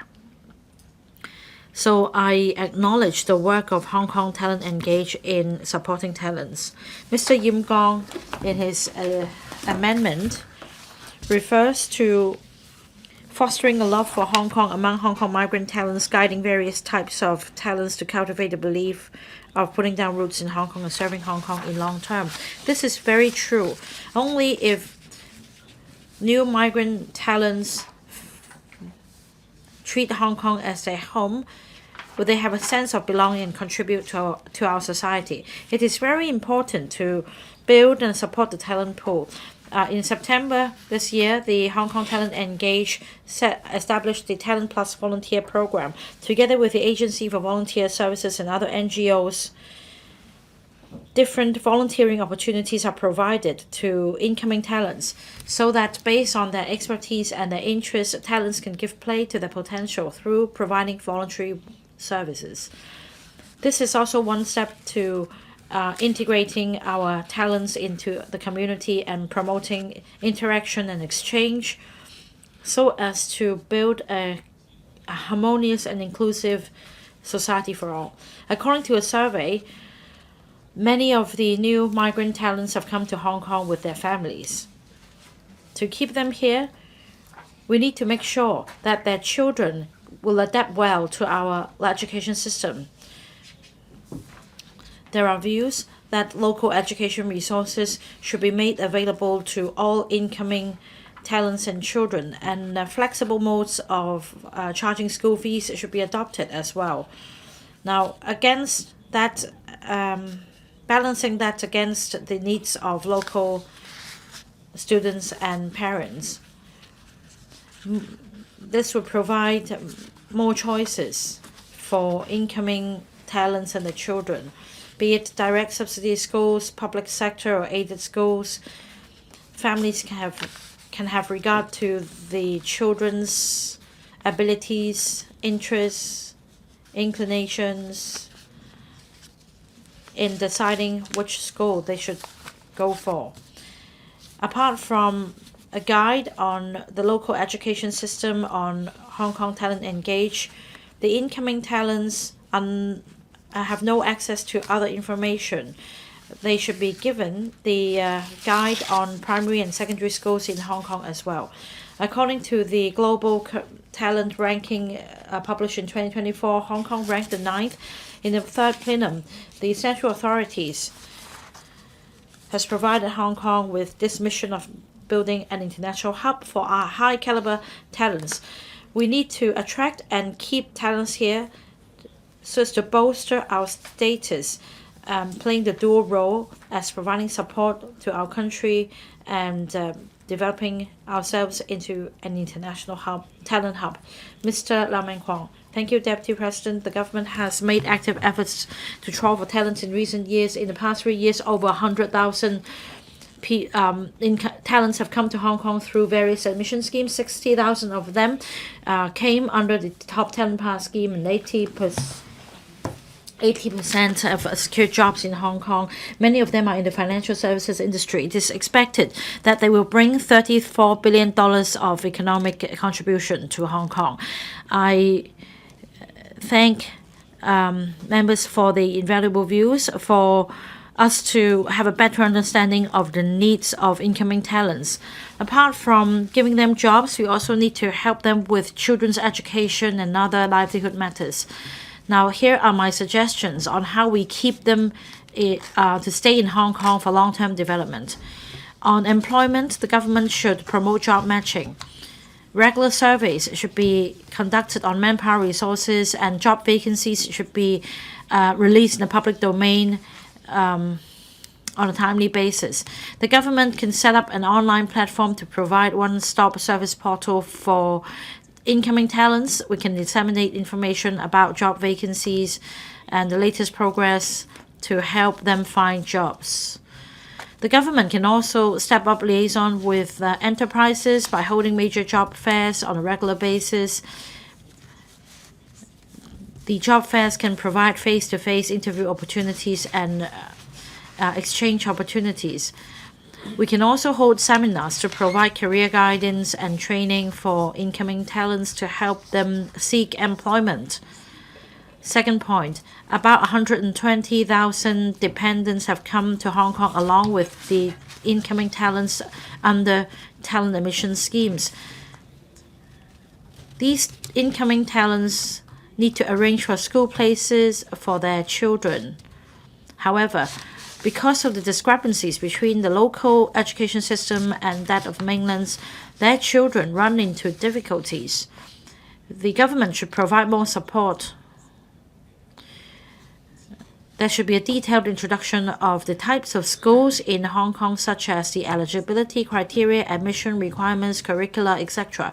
If necessary, support should be provided to help them secure school places. And after they've secured school places, we should support them by providing them with language courses, counseling, and we should also conduct surveys on a regular basis. We should also relax the quota for children of incoming talents to be able to get into the schools they prefer. Subsidies should be provided to schools to provide school-based support services to them. Comprehensive support should be provided for incoming talents to settle in Hong Kong for development in the long term. Now, on housing, property prices in Hong Kong are in the stratosphere. It's very difficult for incoming talents to buy a property in Hong Kong. In a recent survey, it is shown that less than 10% of incoming talents prefer to buy a property in Hong Kong. In order to encourage them to do so, in last year's policy address, the suspension mechanism for stamp duty levied on incoming talents will be put in place, and apart from them, that more incentives will be provided. That is, enterprises are encouraged to provide benefits to help address accommodation needs of incoming talents. The government has done a good job in attracting talents. Now, the next question is whether we can keep them. For the first batch of talents coming under the TTPS, their visas will expire very soon after the 2-year period. Now, as to whether they will stay in Hong Kong for another term for employment, the government should do more. The government should make use of this opportunity to address the livelihood problems facing incoming talents. We should grasp the opportunity and keep the incoming talents here. I support Mr. Shang Hailong's original motion on following up on measures for new migrant talents to integrate into Hong Kong and the amendments. Mr. Tang Fei, I speak in support of Mr. Shang Hailong's motion and the other members' amendments. I'd like to share 2 observations with you. For migrant talents to be able to develop and settle in Hong Kong, we need to ask this question. Are we just trying to give them information, or are we giving them concessions? Now, just by giving them information, it's hard to keep them here for good. But if we give them concessions, it will skew the level playing field. Take education as an example. If we provide information about primary, secondary schools and universities to incoming talents, I don't think it's enough. According to the survey I conducted, many incoming talents are already very familiar with the local education system, more so than the local parents. So it's meaningless to provide them with information. What about setting aside school places and university quotas for children of incoming talents? I think this will cause a backlash among local in the local community. What about talent apartments so that concessionary rent can be offered to attract talents to stay here? Again, this is very controversial, especially since the government has scrapped all the demand-side management measures. Incoming talents are no longer required to pay any form of stamp duty when they buy a property. So how do we balance support without compromising the level playing field. This is something for the government to ponder. Apart from talents, the third plenary session has given Hong Kong a new mission. That is, we should build Hong Kong into an international hub for high caliber talents. Now, let's talk about education.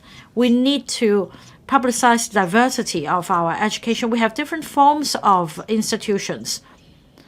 We're not forcing children of all incoming talents to study in one type of schools. We need to have regard to the backgrounds of these children.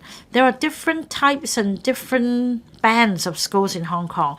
That means we should provide a basket of information for incoming talents.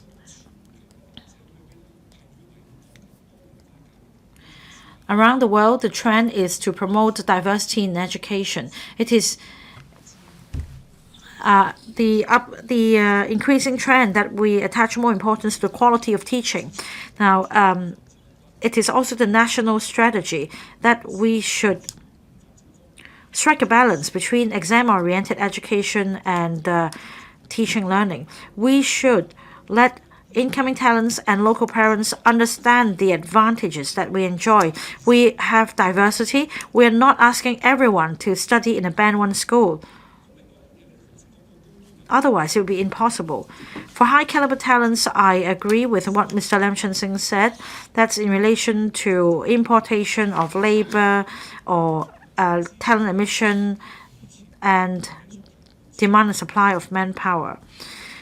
Now, I think what's important is that the talent emission schemes nowadays are different from the mass importation of labor schemes that we had. We're talking about high caliber talents. So the question is whether Hong Kong has a prerequisites to allow high caliber talents to excel here. I don't think high caliber talents think much about accommodation or otherwise. It's a question of whether we have, say, a very good I&T trading or IP trading platform, whether we have the software and hardware ready for a supply chain, and more importantly, whether we are subject to geopolitical tensions when we apply for financing for R&D activities. These are the major considerations for high caliber talents to settle in Hong Kong. So I think the government should focus on these points as well as to help them find a footing in Hong Kong. Dr. Wendy Hong. Thank you, Deputy President. I support the motion and other amendments. 2 years ago, we introduced policies to troll for talents and enterprises. Hong Kong was at the stage of reforming the economic structure following the pandemic. We had a brain drain in Hong Kong. There were many vacancies across the city. That's exactly why we introduced a series of talent admission schemes, including the Top Talent Pass Scheme, TTPS. We wanted to allow talents to come to Hong Kong. I acknowledge this method.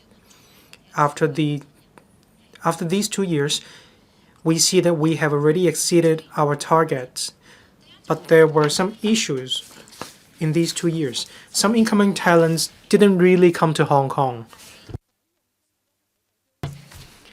Their dependents come to Hong Kong for services in which we have advantage, such as education.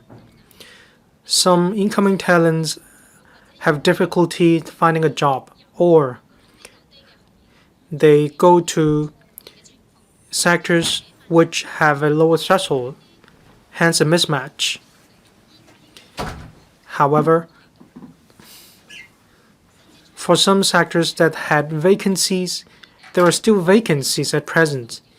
There are even illegal intermediaries. That is, some obtain visa renewal by means of illegal ways. The talent admission schemes are targeted at helping us to introduce talents to plug the manpower gap. For sectors that had vacancies, we need to take stock of the situation and see whether the vacancies have been filled. We need to keep reviewing our talent admission schemes. I have several suggestions. One, we need to enrich the manpower pool and provide more services. One, we need to combat on illegal intermediaries, that is, those using false instruments, false employment proof, false address, and so on. We don't have any limitation on the number and age of dependents. Probably when a large number of dependents come to Hong Kong, that will cause a strain on the local healthcare system as well as the social welfare system. I suggest that these dependents take out medical insurance policies when they come to Hong Kong. This is a common practice in other jurisdictions. Moving to another point, at the time of visa renewal, we need to tread cautiously when we approve the visa renewal. We really need to review whether their qualifications match the jobs in Hong Kong. We need to retain talents who do have the commitment to serve Hong Kong. It's difficult to provide tailor-made services for incoming talents, such as looking for jobs for talents, looking for schools for their children, and so on. We need to bank on the help of NGOs, or we need to leverage on market forces to provide such services.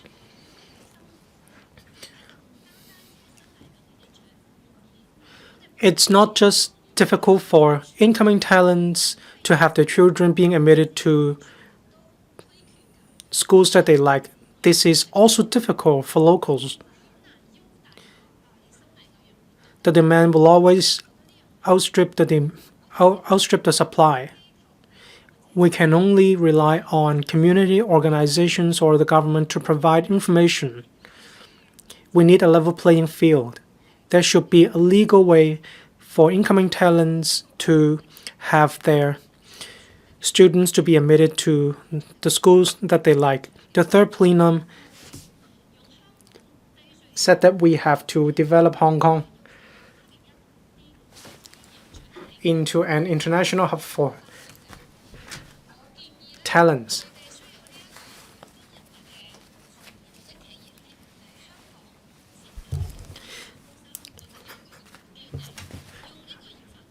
We need to set up an office to attract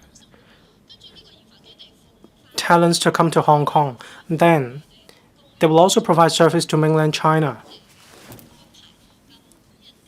I so submit. Thank you, President.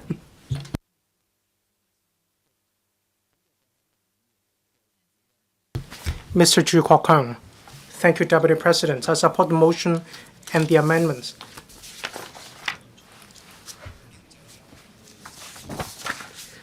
The government introduced talent emission schemes, injecting impetus into the Hong Kong economy. I'm concerned about the children education of incoming talents and their integration into Hong Kong. High-quality education system is one of the factors attracting overseas talents to come to Hong Kong. The dependence of TTPS applicants provide a lot of student sources to local schools. They buck the trend of a declining school-age population, but how can we help them integrate into living in Hong Kong? This is quite a pressing issue to the education sector in Hong Kong.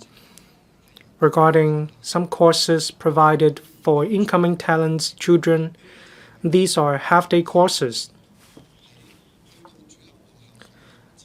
The aim is to enable children of the TTPS applicants to beef up on their language proficiency so that they will improve their English. Despite the effectiveness of the courses, only 3 primary schools and 1 secondary school organize this course. There is also a lack of publicity by the Education Bureau, so not a lot of parents know this course. Not even teachers in local schools. In mainland, there is better support for families. Some students are faring quite well in mainland China, but because of the difference in the education system between that in mainland and that in Hong Kong, when they come to Hong Kong, the results are not as good as they were. I talked to principals in Hong Kong and they said there are new arrivals who don't understand Cantonese at all.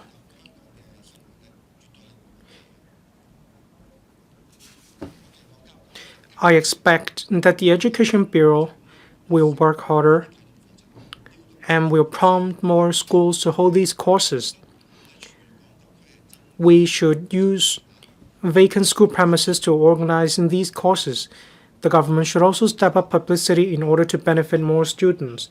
In parallel, school-based support subsidies should be enhanced in order to allow schools to help new arrivals to adapt to the learning environment in Hong Kong.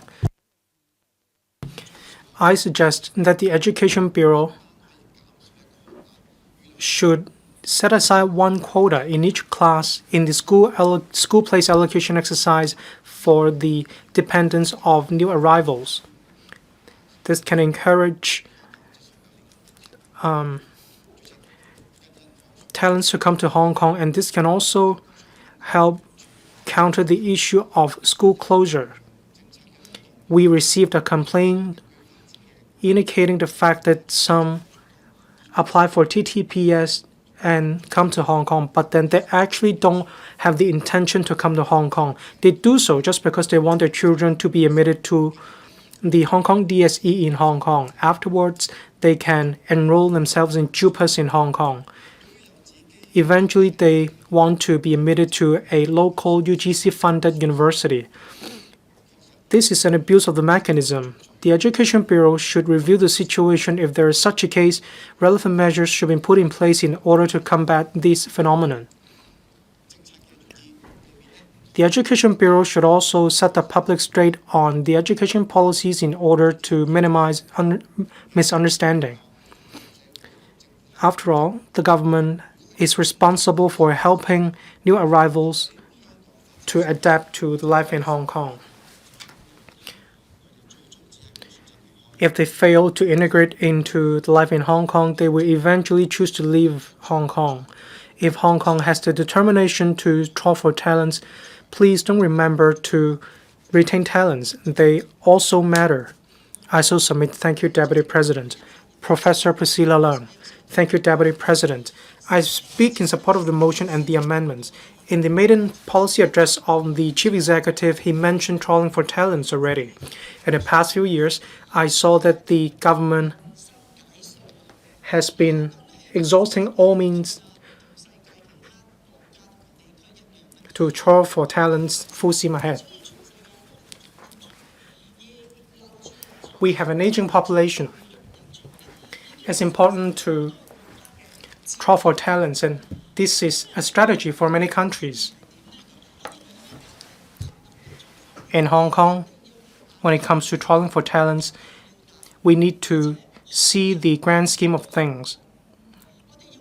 We need to be inclusive. We need to show others that we treasure talents. We also need to show people that we respect talents, we respect knowledge, we respect innovation.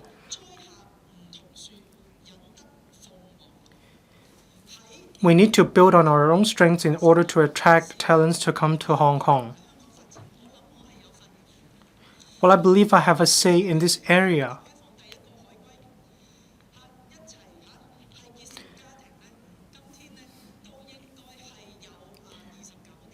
It's been some 29 years. Based on my personal experience, I agree with members. Well, my husband is also from the 1,000 Talents program. I went to many different countries with my husband. Judges respect my husband very much. Even judges in Hague also respect my husband. What about Hong Kong?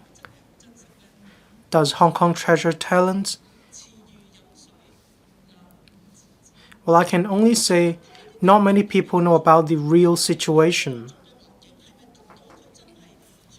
Only insiders know the situation well enough. Do they have the respect? Do they have the recognition? They don't really need to settle into the community, but you need to see them as a Hong Konger. You don't want to try for talent just because of their talents and their expertise. I have been serving as a Legislative Council member for 16 years.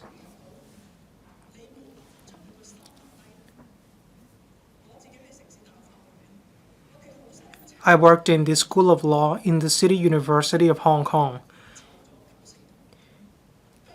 99% of the eminent leaders, academic professionals have left. Some of them teach in prestigious schools, but why don't they stay in Hong Kong? The crux of the matter is whether you can show loving care, you can show concern for these high-caliber leaders. Some people in Hong Kong or even the administration don't understand their culture. They achieved excellent results despite their difficult childhood and growth. We have Professor Sun, we have Mr. Shang, we have Dr. Tan. Do you know how difficult it was for them to achieve the results, to get where they are today? Some professionals aren't in the political circle. They have been poached by the US. They were given double salaries. I asked organizations to pay attention to this. They are indifferent, however. So to ask talents to put down roots in Hong Kong, do they really put down roots in Hong Kong? For my husband, of course. We have a family. He also told me if we hadn't had a family, he wouldn't have left in Hong Kong for sure. He probably would have to go to the mainland market. The market is huge. The US, Europe, they don't want to stay in the US or the Europe. Hong Kong is where they want to go. But if we can't retain talents, it's our own problem. This shouldn't be a slogan. We do have the sincerity to retain talents. But all of us are just talking about measures, policies. Do we really have the commitment to retain talents? We shouldn't uphold localism. I so submit. Thank you, Deputy President. Mr. Chen Xiuhong.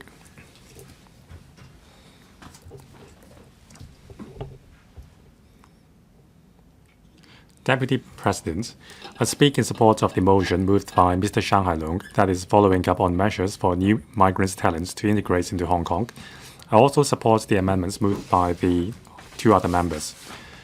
20 years ago, a number of talent admission measures were introduced to facilitate the coming of talents for studying and working in Hong Kong. For example, we have the Quality Migrant Scheme, Technology Talent Admission Scheme, and also immigration arrangements for non-local graduates. In the 2022 policy address, a number of measures were announced to attract global talents to come to Hong Kong. The original talent admission schemes were enhanced and the top talent pass scheme were introduced. In the past 3 years, the target was to attract 105,000 talents into Hong Kong. Now we have greatly exceeded the number. Some 200,000 talents were approved to come to Hong Kong, with some 100,000 talents coming to Hong Kong with their families. The 3-year target has been achieved in advance. There were also some 120,000 dependents coming along with the talents. The KPIs were greatly exceeded. Now, last year, the LWB conducted a survey on talents who have come to Hong Kong for more than 6 months. 64% of the talents have secured a job in the R&D industry as well as financial industry. Now, by 2023, the talents who have come to Hong Kong will be able to contribute to some $34 billion to our GDP, accounting for 1.2% of our total GDP. The figures are impressive. However, talents are mobile. We need to have a surveillance mechanism to ensure that the talents will stay and can adapt to the changes in our economic structure. Now, for the remaining talents who have yet to secure a job in Hong Kong or yet to come to Hong Kong, we need to give them the support they need. According to the survey conducted by the HKTTSA, the major challenges lie in finding a house and finding a school for the children. Now, since we have these talents in Hong Kong, we need to do our best to help them stay in Hong Kong and integrate into the community. Otherwise, our efforts would be in vain. Like Dr. Wendy Hong said, we are not trying to be a nanny for the talents. We just want to give them the platform to shine. Now, since the establishment of the Talents Engaged in October 2023, one-stop services have been provided to the talents to meet their needs in Hong Kong. There is also the online platform to help talents secure information in terms of taxation, transportation, insurance, and so on. This will help them integrate into Hong Kong. Talent Engage is serving an important purpose here. I hope that they would keep up the good work. Now, under some of the talent admission schemes, applicants are allowed to find a job after they have come to Hong Kong. Now, if they can't find a job in Hong Kong after coming here, naturally, they would think about returning. That's why I think we have to greatly enhance our efforts in job matching and make them more willing to stay. Now, I hope that the Talent Engage would consider establishing a better platform for disseminating information on jobs and employment opportunities and host online and offline job fairs with partners. Deputy President, new migrant talents can drive industry growth in Hong Kong as well as replenishing our talent pool. They are great assets. However, there are challenges in terms of integrating in Hong Kong. Now, by the end of this year, some visas will have to be renewed. The government needs to conduct a better study on the issues encountered by new migrants' talents when they have come to Hong Kong so as to better support them. The government must also ensure that those making contribution to Hong Kong stay in Hong Kong. Thank you. Mr. Ring Kong. Deputy President, I speak in support of the motion moved by Mr. Hailong. In recent years, the government has been doing its best to attract talents. According to the immigration talents, in 2020, there were 31,000 talents coming to Hong Kong. However, in 2023, there were some 330,000. There was a threefold increase. Now, under the Top Talent Pass scheme, as of last month, some 28,000 dependents of new migrants' talents have come to Hong Kong, representing an increase of 113%. And there were some 40,000 spouses coming along with the talents. They greatly benefited our population structure and our economy. But what about taking roots? Do they love Hong Kong, and would they stay? This is the question. According to a survey conducted by the Home Affairs Department, in the first quarter of 2024, more than half of the new migrant talents said that they encountered difficulties in adapting to life here. The major difficulties lies in education system, 32%, living environment, 30%, and language, 30%. It shows that more than half of the new migrant talents still have difficulties integrating here.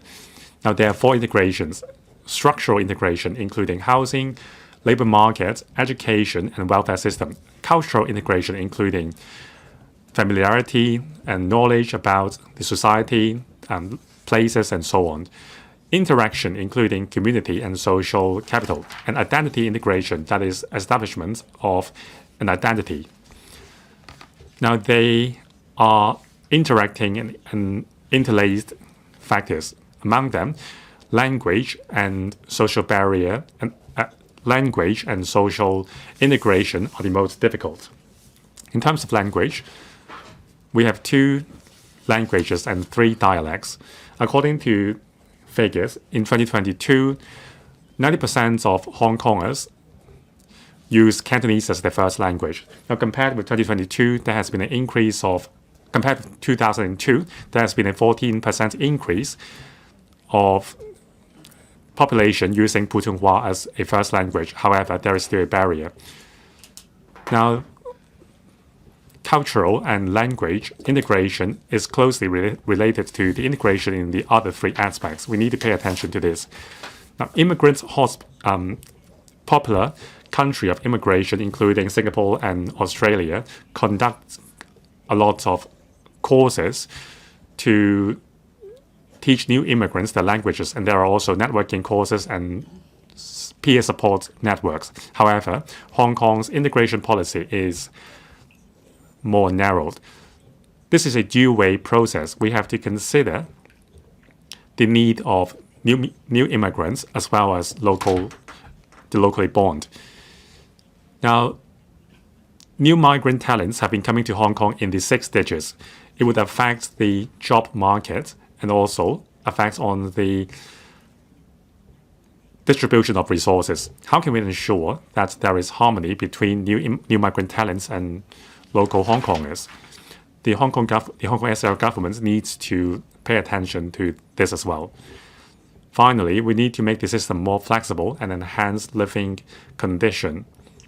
However, we need to also ensure that the hearts of the new migrant talents are in Hong Kong. We need to establish a love for Hong Kong and enhance integration of identity. Successful integration is not just beneficial to the talents, it is also beneficial to our social harmony and our economic structure. We have always been an open economy. As long as the governments have access to the data and the characteristic of the new migrant talents, and if the government listens to various views and strike a balance, I have confidence that we can continue to attract and keep the talents. I so submit. Mr. Tony Chair. Thank you, Deputy President. I speak in support of the motion moved by Mr. Jesse Shang that is following up on measures for new migrant talents to integrate into Hong Kong. I also support the 2 amendments, especially the amendments moved by Mr. Yim Kong, a G19 member.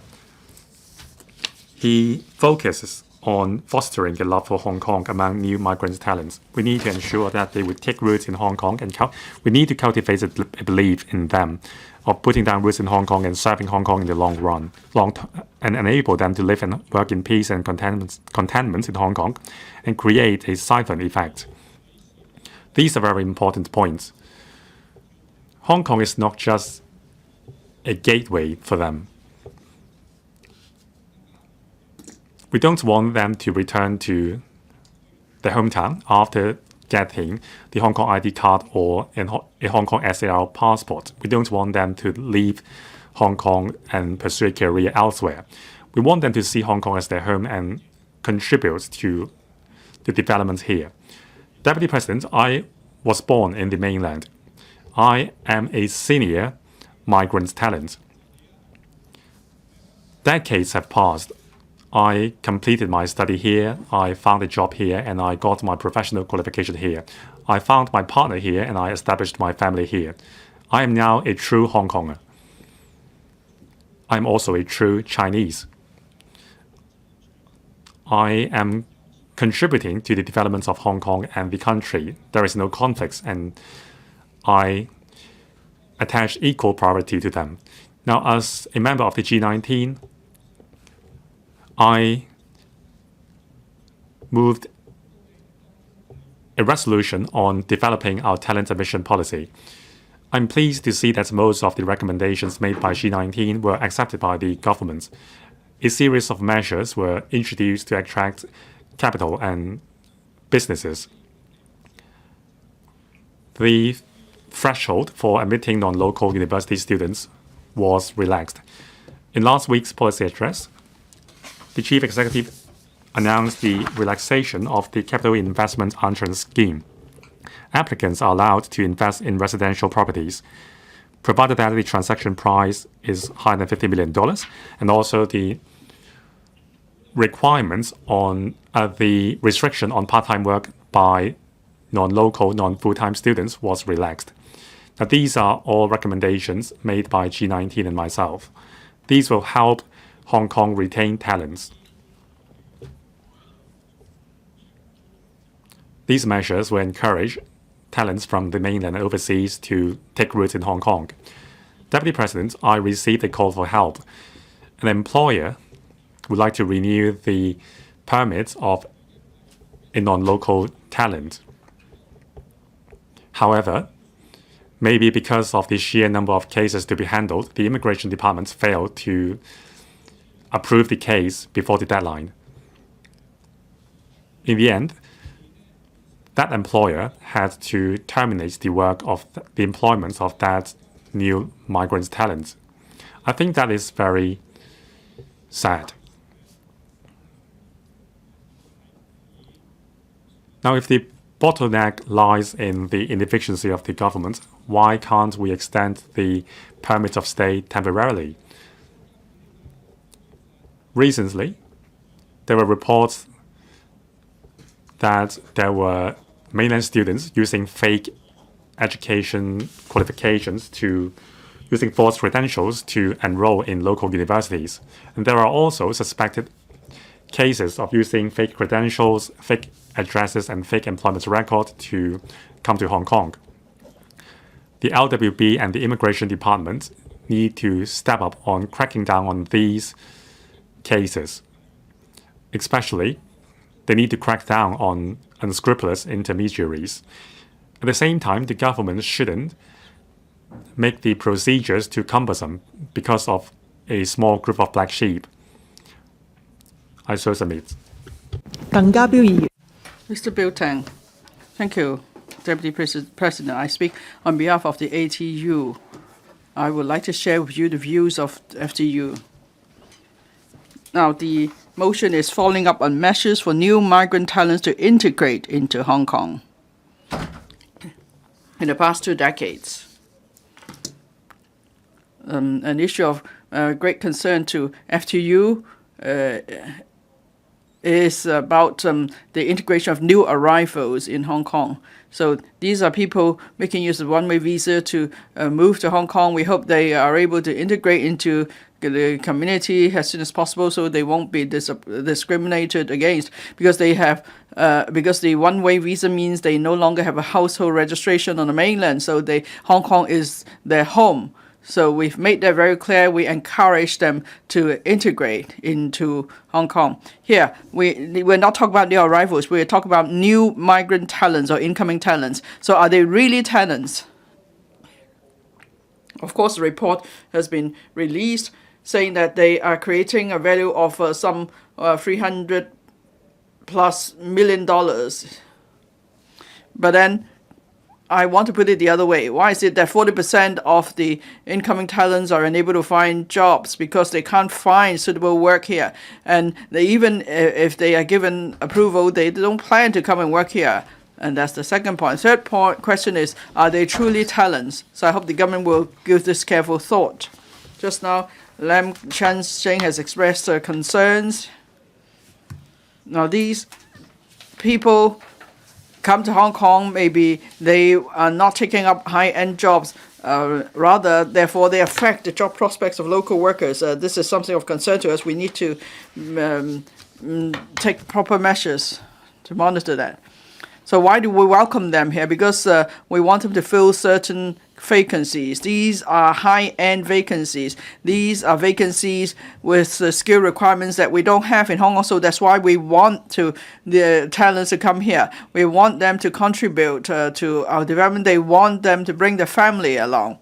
And they want them to create value, not just to businesses, but also to our economy and the community. And then and also because they are such talents, and then they are able to boost the standards of the local industries, and that will benefit healthy competition.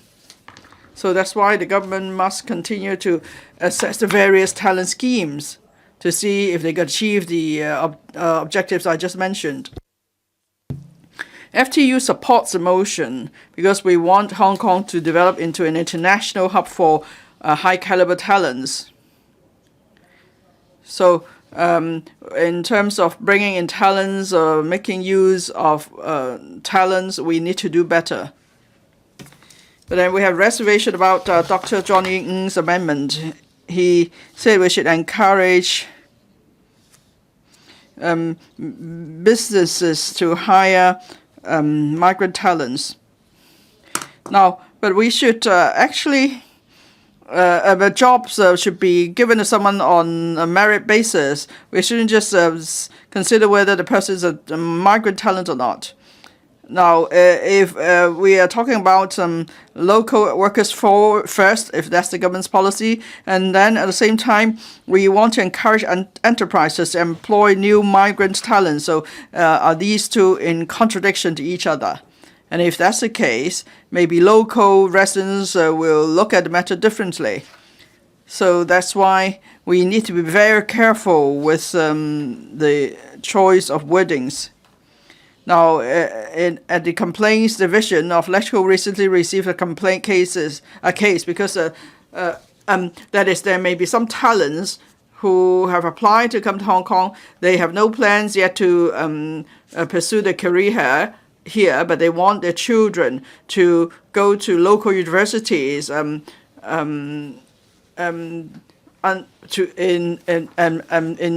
funded by UGC. So that may mean that we won't be making good use of local resources. Now, we agree that Hong Kong should develop into an international hub for high caliber talents.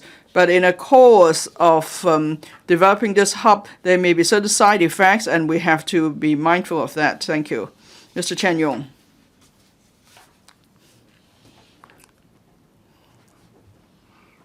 Thank you, Deputy President.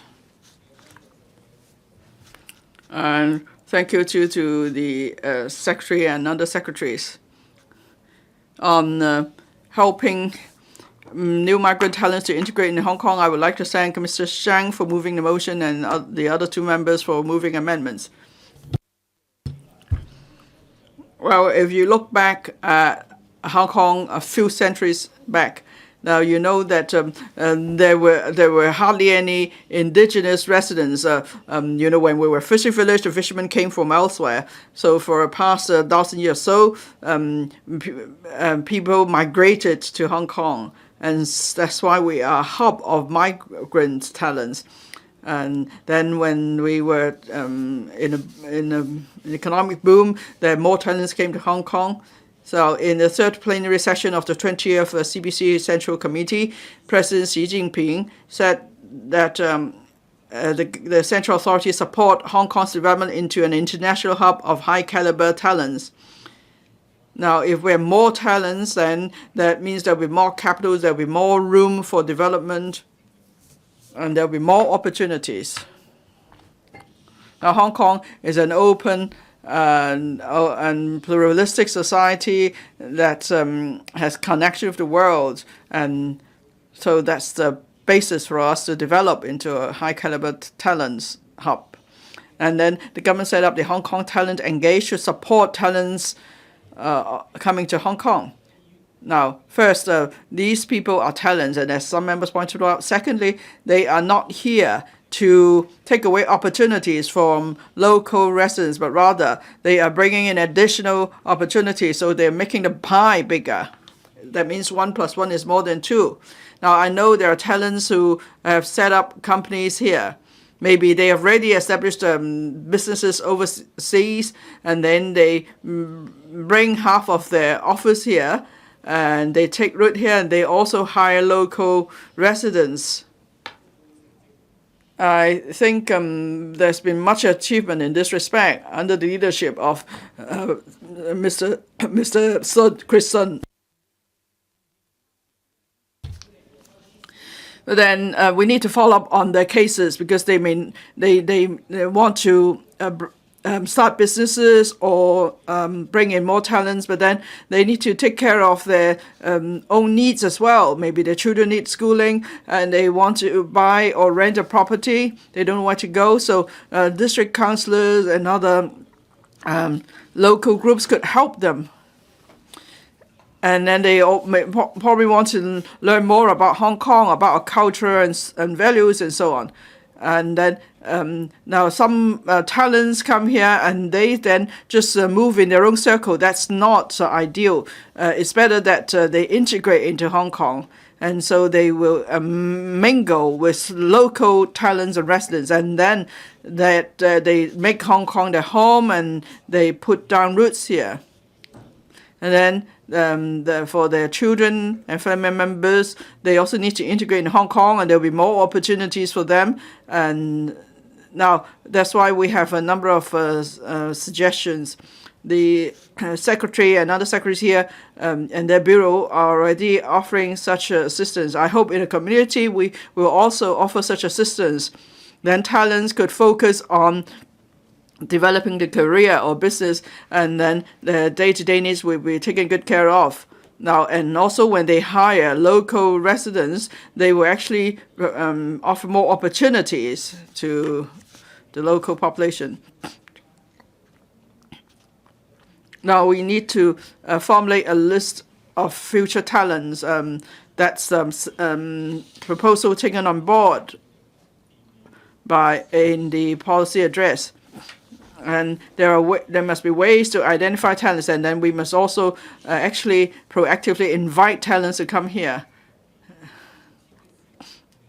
And then on the renewal of visa, we need to explain our policies better. Now, maybe some come here and then they find they can't really fit in. They want to go back. They go back to their own home. It's still fine because there will have been exchanges, and that means there will be sustainable development of Hong Kong as a hub of high caliber talents. Thank you, Dr. So Chang Wing. Thank you.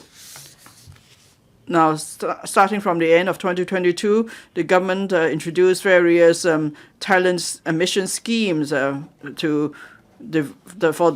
our development, and so some 160,000 talents and their family members came to Hong Kong. This is entirely in line with the requirement of the third plenary session of the 20th CBC Central Committee. While it's always difficult to get a good start, but now these talents are here. They need to be able to integrate into the community quickly, and that's key for us to retain talent. So that's why I support Mr. Jesse Shang's motion. Now, there is a report published on a study. It finds that 60% of the mainland talents don't plan to stay in Hong Kong for good. And then 60% of these talents rarely come into contact with local residents. So that means that most talents could not foster a sense of belonging to Hong Kong. So the government has the duty to take a multi-pronged approach to help incoming talents put down roots in Hong Kong. I think there are three aspects that we have to help the migrant talents in that respect. Firstly, employment support. Secondly, allowing the transfer of a certain amount of capital to Hong Kong. And thirdly, schooling for the children. So we need these conditions to retain talents. So the Hong Kong Talent Engage has been set up to provide information and support services to incoming talents on all fronts, including education, healthcare, housing, and so on. So that's been very effective in helping incoming talents adapt to Hong Kong. But then when it comes to capital transfer, there are still barriers to overcome. So that is a concern for incoming talents because they're not able to buy homes or start their business here. So we need to allow talents to bring with them a certain amount of capital. Now, of course, that is a matter for the state country's policy, and we do appreciate that. Now, and then in Hong Kong, we don't have enough students, so some schools are closed. But then in the past few years, there are over 100,000 family members coming to Hong Kong. At the same time, the government forecasts a shortfall of 180,000 talents in the job market. So shouldn't the government review its education policy to cater to the new needs? And if we want to foster a sense of belonging among incoming talents and the family members, we need to remove any barriers between the locals and the migrants. We want to encourage more interaction across the community. We want to give enough care and support to migrant talents and the family members. So the government should give more resources to support local organizations to promote harmony in society and promote integration. Now, the Hong Kong Top Talent Services Association, established by Mr. Hailong, is a good example. This association has been most effective in helping migrant talents. So the government should make sure there is further support for migrant talents. Thank you. Mr. Kingsley Wong. Thank you, President. The third plenary session clearly provides that the central authorities support Hong Kong's development into an international hub for high-caliber talents. The policy address was delivered last week.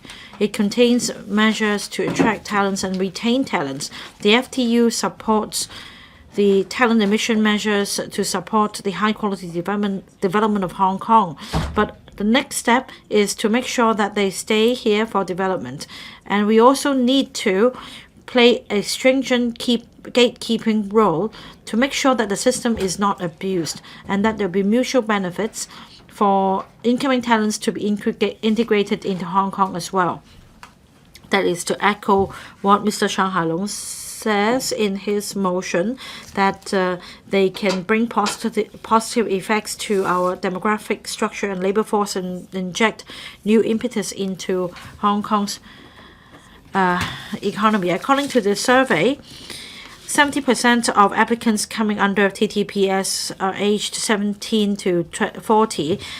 Some of them earned $50,000 and quite a few of them earn over $100,000 a month. Now, in terms of general employment policy and the other admission scheme, altogether 45,699 talents have come to Hong Kong, and yet 19,148 of them earn less than $20,000 a month. So, in the name of these talent admission schemes, I wonder if this is a disguise of mass importation of labor. In 2022, under the GEP, General Employment Policy, or the admission scheme for mainland talents and professionals, there is no need for employers to show recruitment difficulties before allowing applications to go through. We need to review the arrangements. For those aged 15 and from 15 to 24 in our labor force, the proportion has dropped from 37 to 28%. In Singapore, it's 36%. For those aged 25 to 29, the ratio has dropped from 88 to 84%, whereas in Singapore is 88%.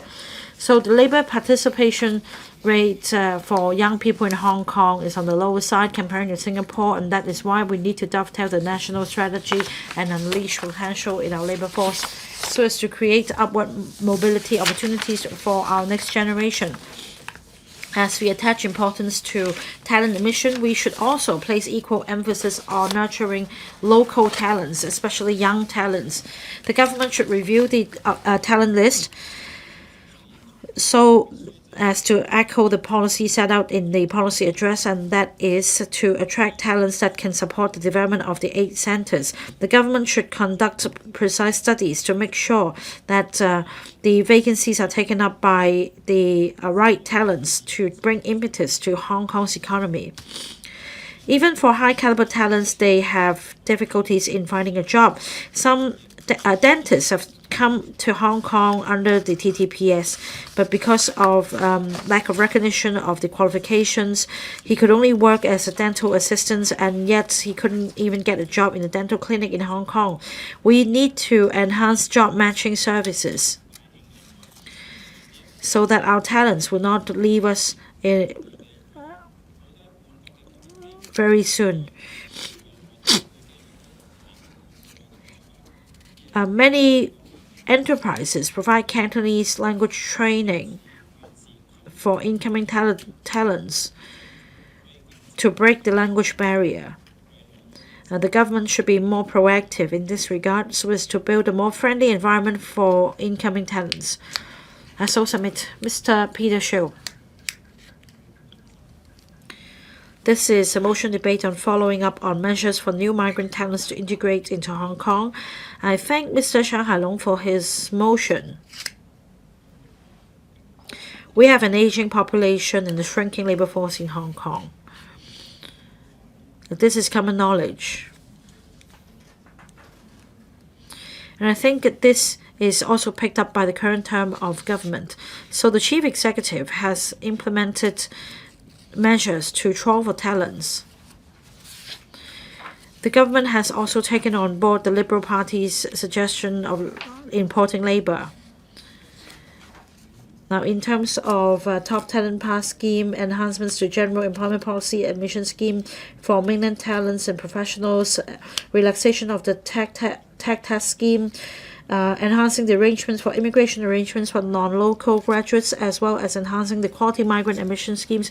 All these enhancements seek to attract talents to come to Hong Kong. For example, in this year's policy address, the eligible universities lists under the TTPS has been expanded to cover 198 universities. And there are also measures to help attract talents to support the development of the 8 centers. Secretary, these measures have yielded exemplary results. The government has far exceeded the original target laid down for attracting incoming talents. Hong Kong was once a fishing village. We're now an international city, all due to our ability to attract high caliber talents to develop here. However, how do we keep them here for good? I know that the government has set up the Hong Kong Talent Engage. We also need the Oasis to attract more enterprises to set up presence in Hong Kong and create jobs for these talents. According to recent media reports, 54% of incoming talents have secured jobs, earning about $50,000 on average a month. So the point is we need to attract more enterprises to come and create jobs for us. The government should also conduct market surveys more often to identify areas where talents are most needed. We should also step up publicity. Ms. Wong Cheng Han is a fellow Liberal Party member. She can be regarded as a new arrival. So I'm relaying her views to the government. On job matching, we have local agencies to provide matching services. But the government should also make an effort to help talents integrate into society, so that they feel reassured staying here. The other point is about enhancing the sense of belonging here. Mr. Shang Hailong has done an excellent job. He's very committed in promoting the integration. He has held numerous activities and seminars for incoming talents to know more about Hong Kong. Now, over 100,000 talents have arrived. I don't think Mr. Shang will be able to cope with the influx. So we should, the government should take the lead in holding seminars and activities for new arrivals. Dependents come to Hong Kong with talents In fact, apart from children as dependents, parents can also come. In the mainland, the age limit is 55. In Hong Kong is 60. So we should relax the criteria so that talents can bring their parents over to Hong Kong as well. Finally, we need to be vigilant against abuse by a handful of unscrupulous applicants. They may wish to get a visa only for traveling, not for development here. So the government should be vigilant. But this is just a minority. I think the majority of talents are coming here for development. Resources are valuable. We need to make sure that resources are put to the right place to help them. Ms. Eunice Yong. President, I speak in support of Mr. Shang Hailong's motion on following up on measures for new migrant talents to integrate into Hong Kong.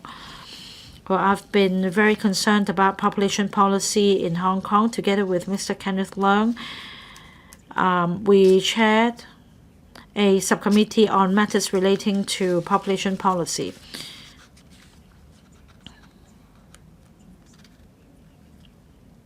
In fact, in a previously published report on population policy, the government set out measures relating to support for talents and building an inclusive society. The Labour and Welfare Bureau, for example, provides training to cater for the needs of ethnic minorities, new arrivals. They also have other support services to help them adapt to our society. Now, here it talks about new arrivals. It doesn't distinguish between high caliber talents and other migrants. I believe training will be provided as well as the support services for the new migrants. There is also a joint effort by the Education Bureau, Civil Service Bureau, and the Security Bureau in attracting talents and expanding our talent pool. For example, relaxing the general employment policy admission scheme for mainland talents and professionals, and also quality migrant admission scheme. There's been an extension for stay for these policies, and I think the figures reflect the government's achievements. As at the end of September, 380,000 applications have been received under TTPS. 240,000 of them have been approved, and 160,000 of applicants have arrived in Hong Kong with their families. The subcommittee held a meeting to discuss the manpower briefing up to a 2040 manpower projection up to 2046, and there will be a net inflow of people to a tune of 1.52 million by then, comprising those coming under one-way permit, foreign domestic helpers, so on and so forth. So apart from trawling for talents, we need to keep them here, and we need to cultivate in them a sense of belonging to Hong Kong. That should be the policy objective. We help them integrate into our society, and we want them to stay for good, for the next generation to contribute to Hong Kong as well. While I am a CPPCC member for Shanghai, and earlier I moved a motion. Let me cite some figures. As of January 2024, 51,000 cases. Among the 51,000 applications under TTPS, 2,000 of them graduated from Fudan University. That's an example of how close we have forged a tie with Shanghai. These two cities are intertwined. We have a one-day living circle. That means I can just do a day trip to Shanghai and come back in the same day. So I think we need to think about mutual flow of talents between the two cities. For example, we give them information about Hong Kong and the services available so that they can stay in Hong Kong for a longer period of time. They don't need to travel back and forth because we have the one-stop service in Hong Kong. We can help them. That would be a very good policy. We need to work on improving information technology, flow of information, sharing of data. So be it Greater Bay Area cities or other cities in the mainland, the government should work on promoting mutual flow of talents so that they find Hong Kong a hospitable city so that they get the services they need here whilst completing what they set out to do in the mainland. Because as we all know, many talents don't arrive in Hong Kong with their parents. They need to take care of their parents in the mainland. This is a basket of issues that government should ponder. Mr. Duncan Chiu. Thank you, President. I speak in support of the motion proposed by Mr. Shang.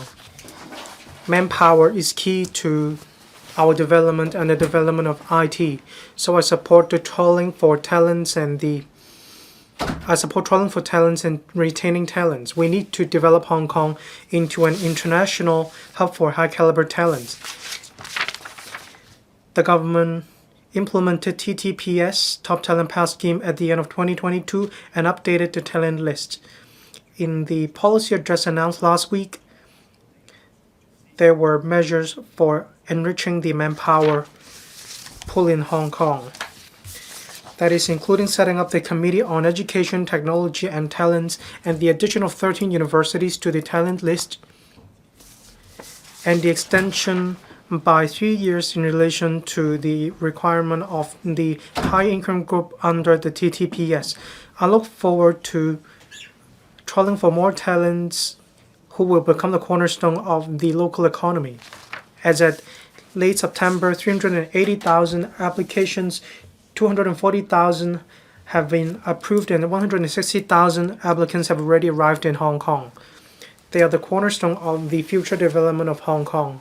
So we really need to take good care of these applicants as well as their dependents. We mentioned some issues and considerations when it comes to supporting facilities. They revolve around education for the children as well as other livelihood issues. Most incoming talents face difficulties and challenges. They are on looking for high-end jobs. These opportunities, we don't have a lot of these opportunities in Hong Kong. It's a problem of job mismatch. And talents couldn't find jobs that they want to land either. So how can we, as soon as possible, create more high-end job opportunities in order to provide more appropriate job matching services when it comes to attracting enterprises?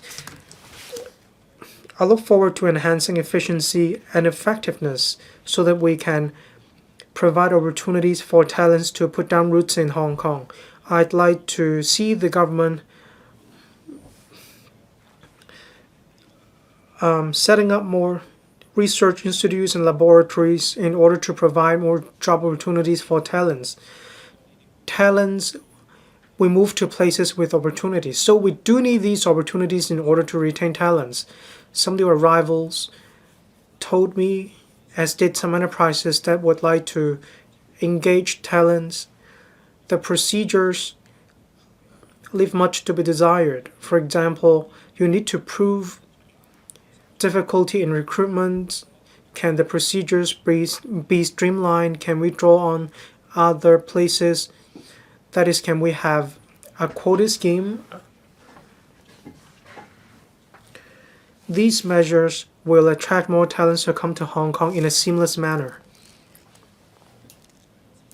Newly arrived talents also mention problems relating to their children's education. They have a bearing on whether they will continue to stay in Hong Kong, so we need to provide appropriate children education support. International schools in Hong Kong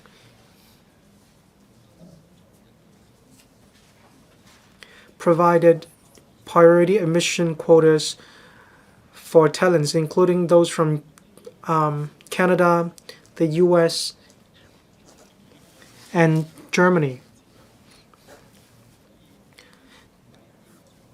So can we encourage international schools to accord priority to admitting the children of incoming talents, or can we make use of vacant school premises for international schools to set up branches in order to take care of the children of incoming talents? I hope the administration will take on board my views. We need to provide better services for the high caliber talents from talent admission schemes so that they will put down roots in Hong Kong and inject impetus to the future development of Hong Kong. Ms. Carmen Kan. Thank you, President. Thank you, President. I'm on the Hong Kong Top Talent Service Association. I thank Mr. Shang for moving the motion on following up on measures for new migrant talents to integrate into Hong Kong.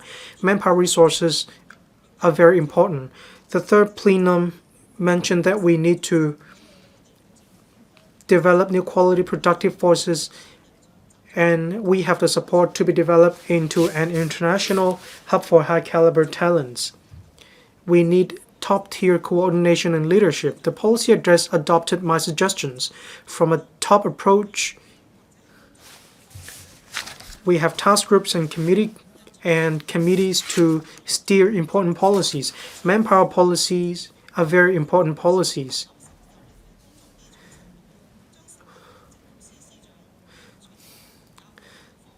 So the Labor and Welfare Bureau will set up a task force, a committee on ETT.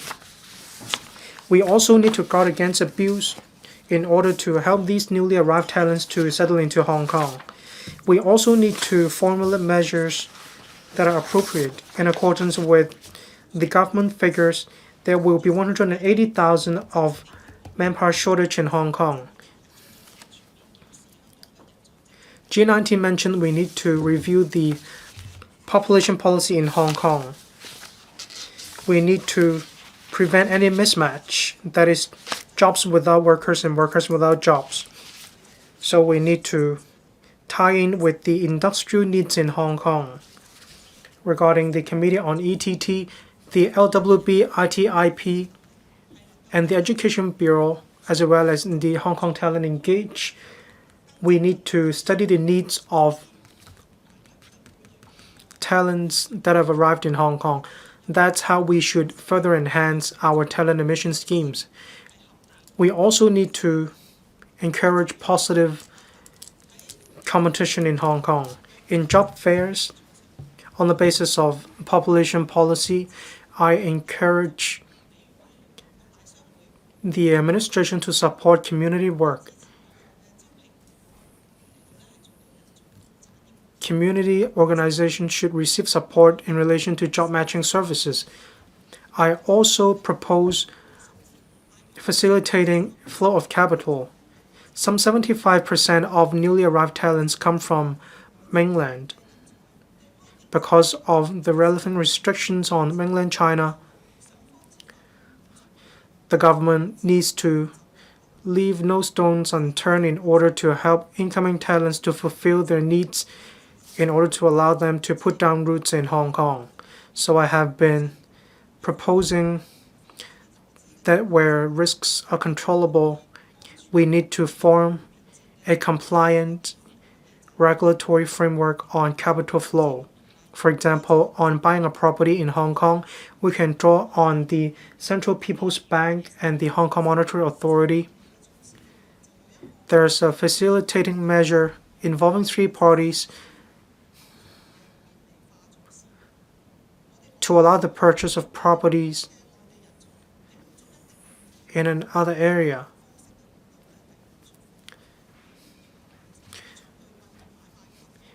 For example, we can request the talents to show the relevant receipt or documentary proof to prove that the relevant property is for their own use. We can also draw reference from other measures,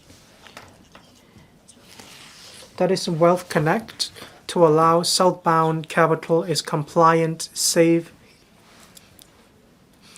I expect that the government should seize upon the opportunities to respond to, understand, and embrace challenges to enhance talent emission schemes. The purpose is to guard against abuse so that we can develop Hong Kong into an international hub for high-caliber talents. Thank you, President. I support the motion and the amendments. Mr. Kitson Yang. Thank you, President. I thank Mr. Shang for moving the motion on following up on measures for new migrant talents to integrate into Hong Kong and the other two amendments. I'd like to express my views on helping new migrant talents to integrate into Hong Kong. The talent emission scheme is very successful. 100,000 or so talents have already arrived in Hong Kong. The schemes deserve our compliment. It is important to encourage these talents to put down roots in Hong Kong. That's exactly how we can gauge whether the schemes are successful or not.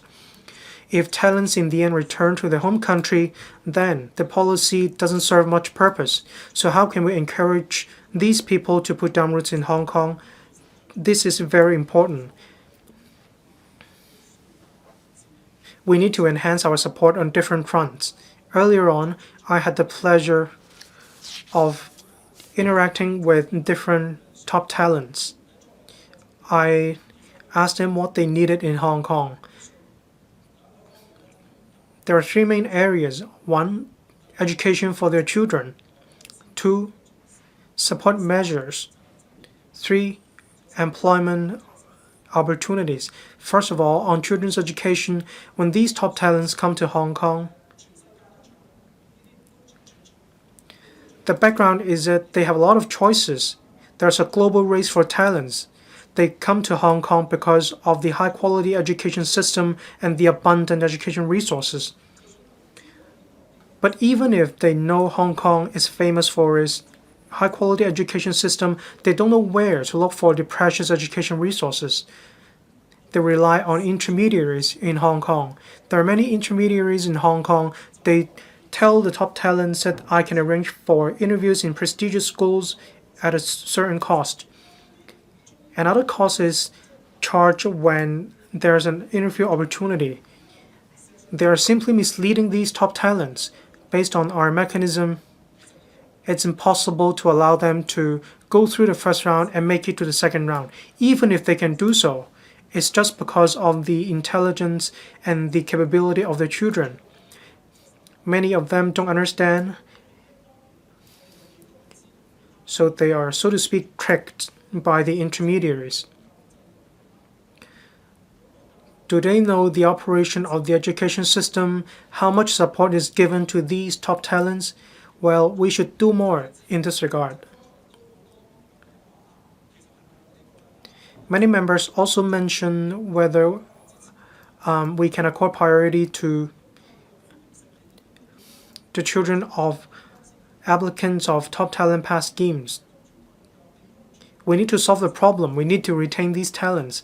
Some talents told me the chief executive mentioned studying in Hong Kong. We need to build this brand, and we also have a burgeoning demand in this regard. Can we encourage overseas schools to establish branches in Hong Kong so that we can encourage or we can attract talents to come to Hong Kong, and they can also send their children to study in these schools? Is there any room for us to do so? We do. There are many closure cases in Hong Kong. Can we practice exemptions of rents? In mainland China,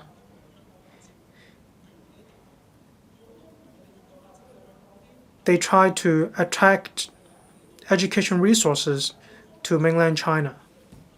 They have different plans. Top talents come to Hong Kong, they don't know much about Hong Kong. They start up a company in Hong Kong and they bring their business from mainland China to Hong Kong. But where to set up a company? where to deal with taxation matters. They don't know.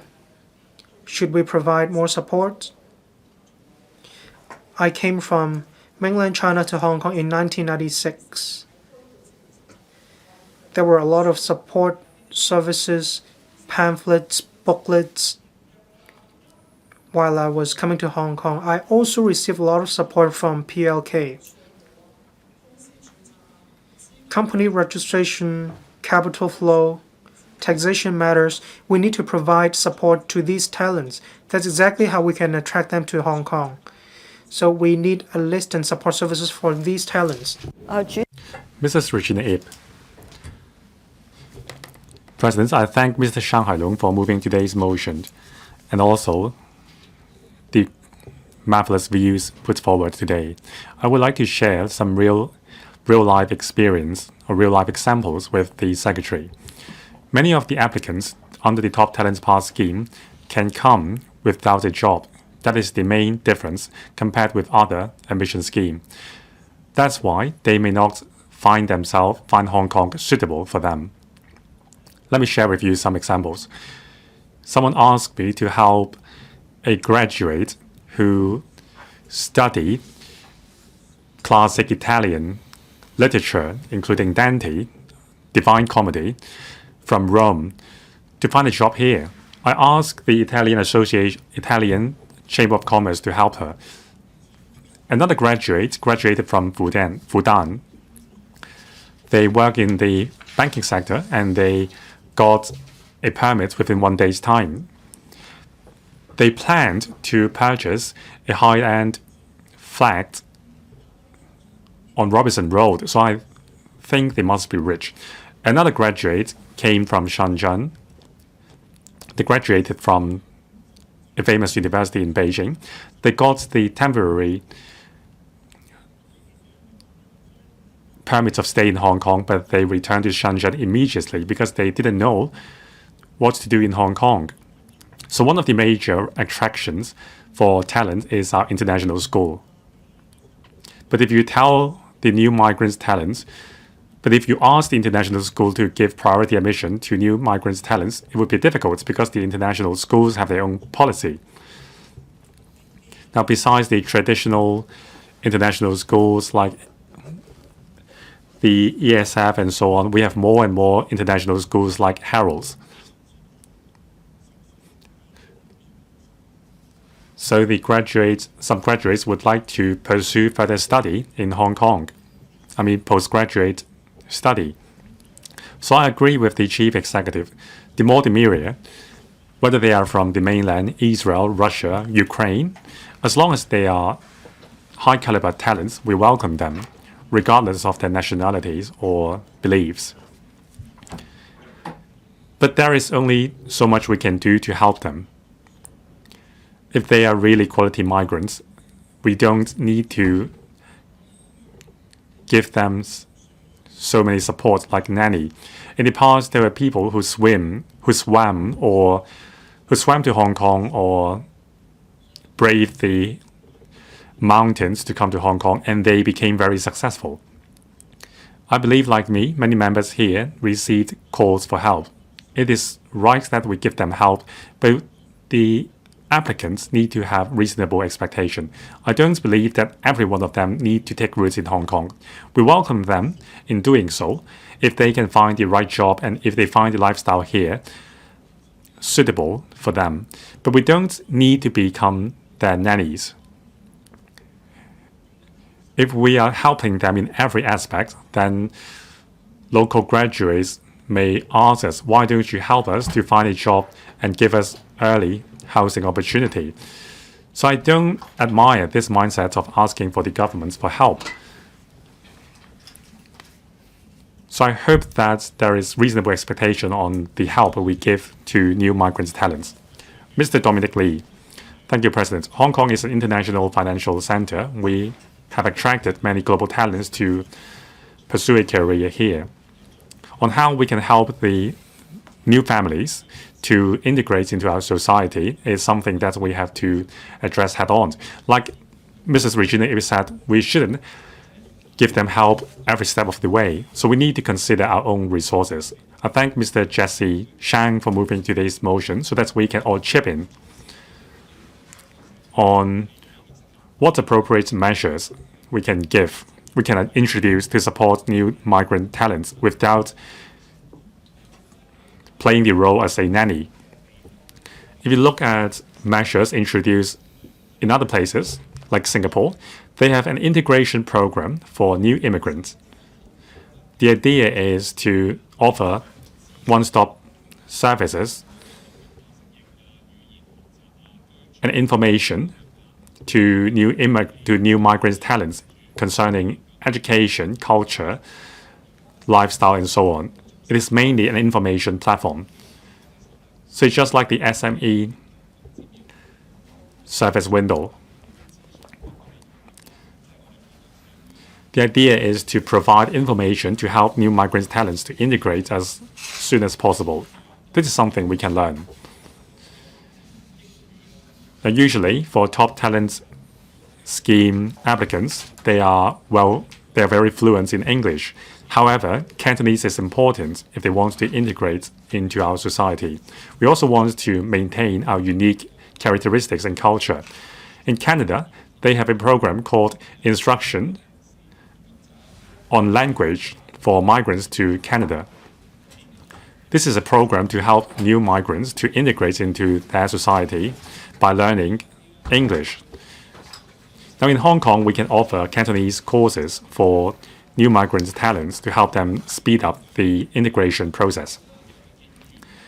Mr. Kisson Young, as well as Mrs. Regina Ip mentioned the importance of education. I myself led a group of my constituents to Zhongshan. I talked to the taxi driver. He told me that the property there is cheap.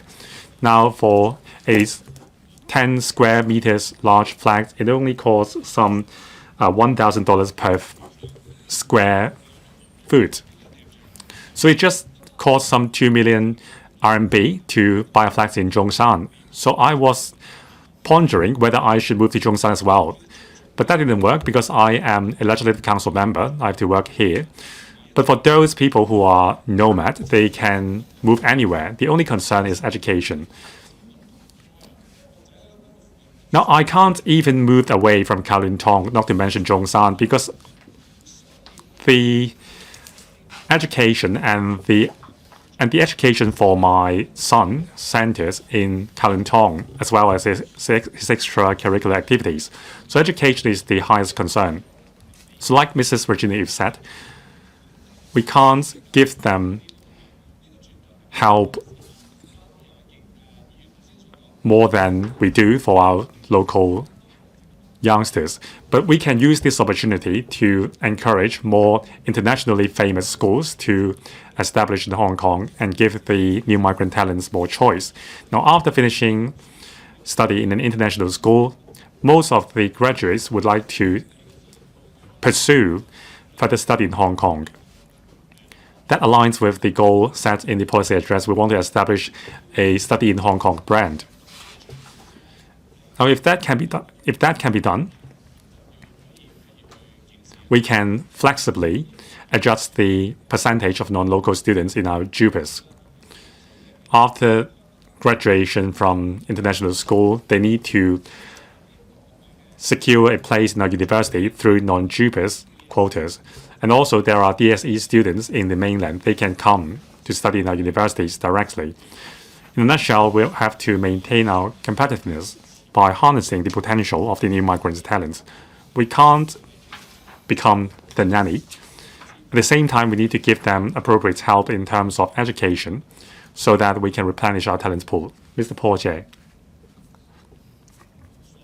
President, the US election is around the corner. This is a make or break moment. Now, the major issue is immigration policy. I just heard news from Canada that they are going to tighten their immigration policy. There is a rightward shift towards, in terms of immigration. Countries are closing the door. On the other hand, Hong Kong is opening up its gateway for talents to come. Now, this is our we are unique in this sense.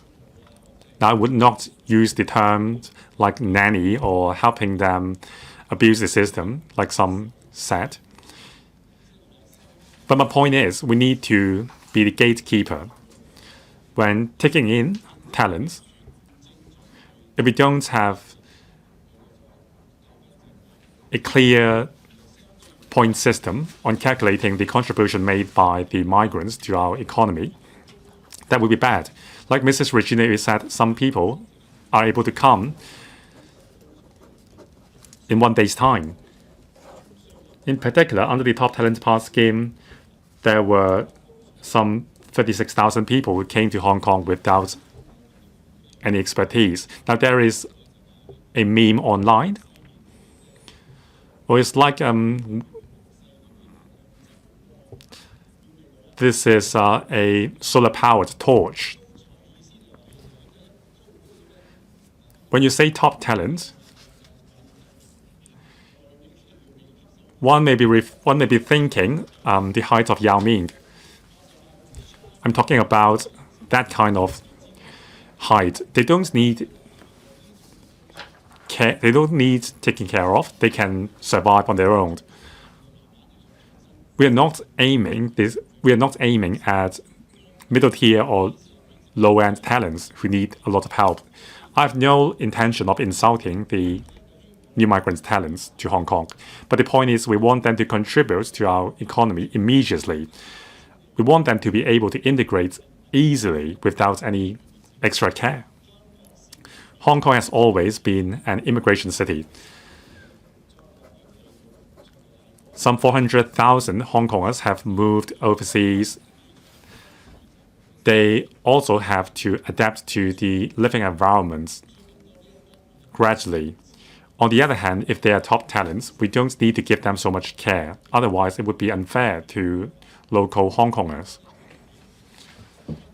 Everything is about balance in terms of financial resources or manpower.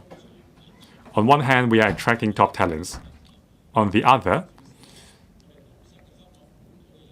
what about talent drain? We have been losing talents who have been contributing to our economy for years. It seems that we are dodging this question. We are turning a blind eye to this question. There is no policies to keep our own talents here. No good words have been said to them. On the other hand, we are doing our best to attract the so-called top talents from other places, and we are spending our own resources to take care of them. There are a lot of strategies on the Xiaohongshu teaching people to exploit this system. These may be applicants who have no heart to contribute to Hong Kong. They just want to exploit the system to get a passport or use Hong Kong as a stepping stone to move overseas. These so-called talents will not help us. They will become the burden of our economy. Now, I agree that we need to introduce some measures to help integration of the top talents. We have measures to welcome new immigrants, but we don't have to focus on this too much. We don't have to focus too much on helping these so-called top talents to adapt to our economy. Otherwise, we will become a solar-powered torch, and we are spending resources on places we shouldn't. Does any other member wish to speak? Mr. Jesse SHANG, you may now speak on the amendments. Thank you, President. I will now speak on the amendments moved by Dr. Johnny Ng and Mr. Yim Kong. My motion focuses on measures to help new migrant talents adapt to our lifestyle. Now, Mr. Paul says that we are focusing only on top talents, but that's not my point. We should give help to all talents coming from the mainland and overseas. All the talent admission schemes, including general employment policies and so on. The focus should be making these programs specific and clear. Now, that's the spirit of Dr. Johnny Ng and Mr. Yim Kong's amendments. Their suggestions can help the government to deepen the efforts. They have embellished my motion. Great mind thinks alike. Now, Mr. Yim Kong mentioned that we need to help talents to establish a business presence in Hong Kong and help match them with jobs and create a peaceful and content environment for them to live and work in. Now, given the job market in Hong Kong, it is very difficult. It is quite difficult if we can offer 4,000 extra jobs for new migrant talents and also however, there is the Group A talents under Top Talent Pass scheme. They are persons with annual income reaching 2.5 million Hong Kong dollars or above. They have the capacity to establish a business in Hong Kong. They can enrich our ecosystem. So I suggest establishing a new quality productive forces entrepreneur association to form a club for these entrepreneurs. Now, the HKTTSA has held some 20 seminars on the education system in Hong Kong. Now, Dr. Choi Lin also met with the new talents through our platform. Now, Mr. Tang Fei also chipped in altogether some 200,000 family members of new migrant talents were given help to find a school in Hong Kong. Now, I will work with other members to do better in this regard. Mr. Yim Kong mentioned that talents should be encouraged to cultivate a root in Hong Kong. Now, the Hong Kong SAR government should be able to spot talents. In order to spot talents, the Hong Kong SAR government must understand the potential of the talents deeply. Now we need to make the new migrant talents proud as a new Hong Konger. Now, if the government cannot pay attention to these details, it may cause a rift between the new Hong Kongers and the original Hong Kongers. Now, 7 members have mentioned that there were discussions online. Mr. Hailong, you should only speak on the amendments. Please return to the amendments. Thank you. Mr. Yim Kong's suggestion is very realistic. We should encourage talents to take roots in Hong Kong.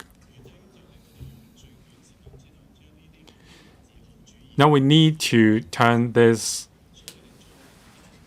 series of great recommendations into reality. Now I support all the amendments.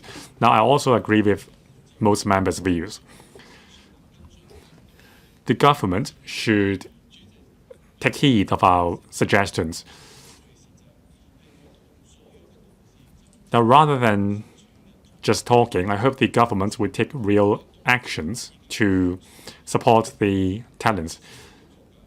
Now, after the debate, we need to act on our recommendations. Let's embrace the talents and build Hong Kong into an international hub for high-caliber talents. Thank you. Undersecretary for Home and Youth Affairs. President, once again, I thank Mr. Hailong for moving the motion and also Dr. Johnny Ng and Mr. Yim Kong for their amendments. I also thank the 40 members who have spoken on the issue. Valuable views were mentioned by members concerning how we can help new migrant talents to integrate into Hong Kong. I would like to report the HYAB's work on 4 aspects. In terms of social integration, the Home Affairs Department has been offering help to new migrant talents through community networks and NGOs, one of which is the district-based integration program. An NGO was commissioned to organize integration activities in 7 districts with higher service demands. Now, these activities include adaptation courses, mutual health network for families and women, volunteering services, thematic talks on family care and health, social community visits, etc. Some 20,000 new immigrants participate in our program annually. Moreover, An NGO was also commissioned to launch the Ambassador Scheme, under which persons with similar background experience with new migrants were appointed as ambassador to proactively reach out to new migrants. The ambassadors would listen to the challenges and needs they faced in Hong Kong, and they would also give them information concerning public services. When necessary, cases would be referred to government departments. The service quota is some 5,000 each year. In terms of information dissemination, the Home Affairs Department regularly updates and publishes the Service Handbook for New Arrivals, which contains information on government and NGO services. The handbook is handed out and uploaded to the HAD's website for members of the public's access. Also, this year, we have launched the Klansman Culture Promotion Scheme. Now, a member mentioned that Klansman Association have been very active in providing support for new migrant talents to integrate into our community. Now, through the aforementioned scheme, we would encourage Klansman associations to organize more activities to gather new migrant talents and help them integrate into our community. That's the fourth aspect. Last but not least, many new migrant talents are young people, or they have young dependents. Now we have a series of youth services available to them. We have a youth app with posts on issues of are close to young people's hearts, and we also organize many activities for young people. We have the Youth Link app. The Youth Link is participated by many new migrants talent as well. We are pleased to see that many young new migrant talents have participated in activities organized by the HYAB or NGOs. These are platforms where young people can make new friends. Of course, we have mainland and overseas exchanges. We have increased the number of quota places for these programs. The eligibility is extended to young people with no permanent residency in Hong Kong. We have dedicated some quota to this group of young people to help them meet friends of a similar age. I so submit. Thank you. 教育局副局 Undersecretary for Education. Thank you, President. I'm grateful to Mr. Shang for moving the motion, as well as Dr. Johnny Ng and Mr. Yim Kong for their amendments. I also thank close to 40 members for giving their valuable opinions. The Education Bureau has always attached importance to grooming talents. There are various measures for helping the children of incoming talents under talent admission schemes to study in Hong Kong and helping them adapt themselves to school life and the education system. We have a diverse education system providing a range of options for students. Kindergartens, KG in Hong Kong are privately run, and they can be categorized into two different types. There are a total of 800 or so such schools in Hong Kong. They provide a wide variety of different local courses. All children eligible for studying in a public school, including the dependents of applicants under talent admission schemes, can receive high quality and free primary and secondary school education. We have abundant education resources. We provide flexible, multiple pathways. The Hong Kong DSE is recognized by the world as well as the institutions in mainland China. Students can apply for admission to tertiary institutions as well as universities. In order to provide more diverse options to meet students' different needs, we have Direct Subsidy Scheme Schools, DSS. They are operated as local schools and provide non-local courses for a minority of primary school students to provide them one more option other than the Hong Kong DSE to create multiple pathways for further studies. Non-local students eligible for admission to public schools receive government subsidies as well when they are admitted to DSS schools. On international schools, the government has been committed to developing a vibrant international school sector to meet the demand for international school places from non-local families living in Hong Kong. We also help families coming to Hong Kong for work or investment. There are 54 international schools providing some 46,500 school places in the 2023-24 school year. In the past 2 years, the number of applicants under the talent admission schemes is overwhelming. So we have already added an additional 1,000 school places in order to meet the additional demand as a result from the Top Talent Pass scheme. To help the applicants of talent admission schemes who want to come to Hong Kong or have just arrived in Hong Kong, as Mr. Sun, the Secretary, said, we have been working with the Hong Kong Talent Engage to provide information about local education and further studies on a dedicated online platform. There are also designated offices which provide school information and FAQs on placement assistance for reference. To make it more convenient for parents to look for and compare school information, the Education Bureau has launched a brand new thematic website to introduce international schools in Hong Kong in detail. We've heard from members some improvement suggestions. The Education Bureau will work with the Hong Kong Talent Engage to explore providing comprehensive information to parents. On student admissions, students eligible for primary 1 and secondary 1 admission next year can apply to the Education Bureau for school place allocation. We accept applicants of the talent admission schemes pending results from the Immigration Department to apply for the above school places for their dependents. Flexible arrangements will be made. This flexible arrangement information has been provided to incoming talents through the Hong Kong Talent Engage. As for those not admitted to primary or secondary 1 in the private sector, if they wish to be admitted to a public school, the Education Bureau will also provide placement assistance services for those between the age of 6 and 15. Parents can contact regional education offices (REOs) to request such services, or they can also browse primary school profiles or secondary school profiles on the internet, thereby applying for admission for their children by contacting the relevant schools.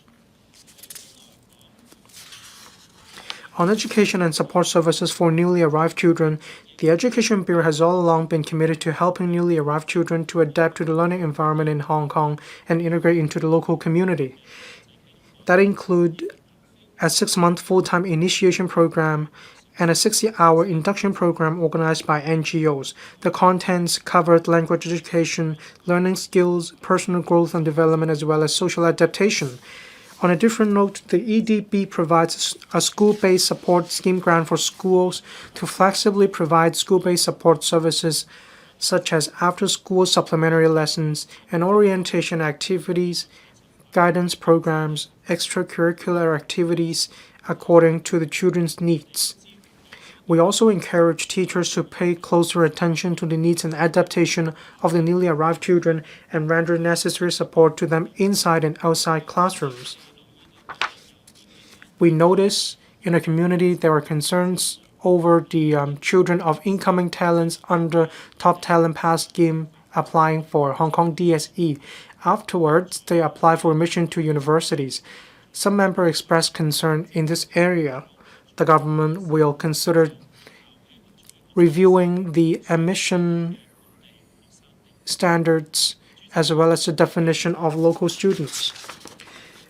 Once again, I'm grateful to members for their views. The Education Bureau will continue to enhance liaison and collaboration with stakeholders, departments, and bureaus in order to help the children of incoming talents to settle into Hong Kong school life as well as the education system in Hong Kong. I so submit. Thank you, President.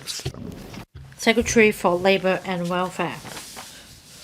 Once again, I thank Mr. Shang Hailong for moving the motion and Mr. Johnny Ng and Mr. Yim Kong from moving amendments. Altogether, 40 members have spoken on the topic, and I've listened very carefully. I'm grateful. The Secretary for Home and Youth Affairs and the Secretary for Education already explained the relevant policies on supporting new migrant talents and integrating the Hong Kong in their respective portfolios, and I'd like to give a consolidated response. In the past 2 years, the government has been making active efforts to troll for talents, and we've achieved significant results. Last year, the population in Hong Kong expanded. The major source, of course, came from the incoming talents, and that's completely different from the grassroots migrants that came to Hong Kong in the past. Nowadays, we have high income earners with high education attainments, and they're also quite demanding. So the debate is an opportunity to express ideas on this new scenario. So in fact, it's not just a one-way street, it's a two-way street because we choose each other. These high caliber talents decide to come to Hong Kong because of the opportunities. Otherwise, they would go somewhere else. So they're not asking for welfare handouts, they're not asking for preferential treatment. They want opportunities. So rest assured, they don't need the government to be the nanny. Mr. Paul Chair made an analogy using a torch. That's quite a good one. After these new migrants come to Hong Kong, all they need is to switch the torch on and then they will shine. So they don't need a torch to shine on them. They are self-illuminating. Just switch them on and then they will shine. So what we need to do is to provide facilitation and support. The Hong Kong Talent Engage is the window to provide matching services. In the past few years, 380,000 applications were received, 240,000 were approved, and 160,000 applicants have come along with their families. Now, the Hong Kong Talent Engage has an establishment of 38. So that means each of our staff is working on 10,000 applications. We're not the nannies. Our task is to build the platform and form a network. It should be marketized as much as possible. That means we should leverage market forces. We tell them about the resources available, how they should look for school places, how they should look for jobs. And then we can organize online and offline job fairs to give them a boost for a start.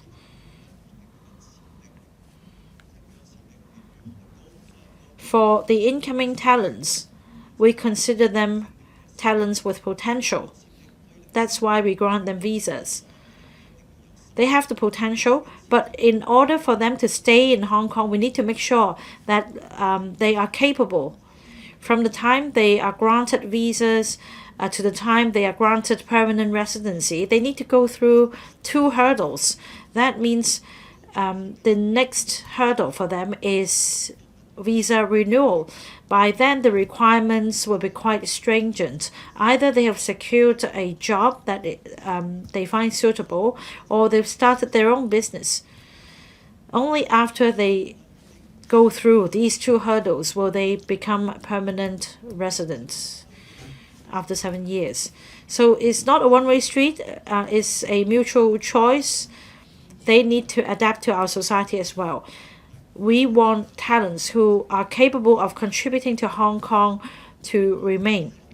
And of course, in the process, some talents may find Hong Kong not suited to their needs after all. They may leave, and that's vice versa for Hong Kong. We may reject some renewal applications.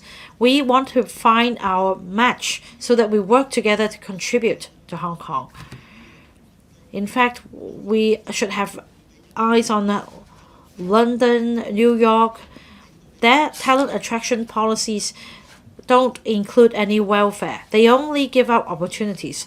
So we should learn from London and New York.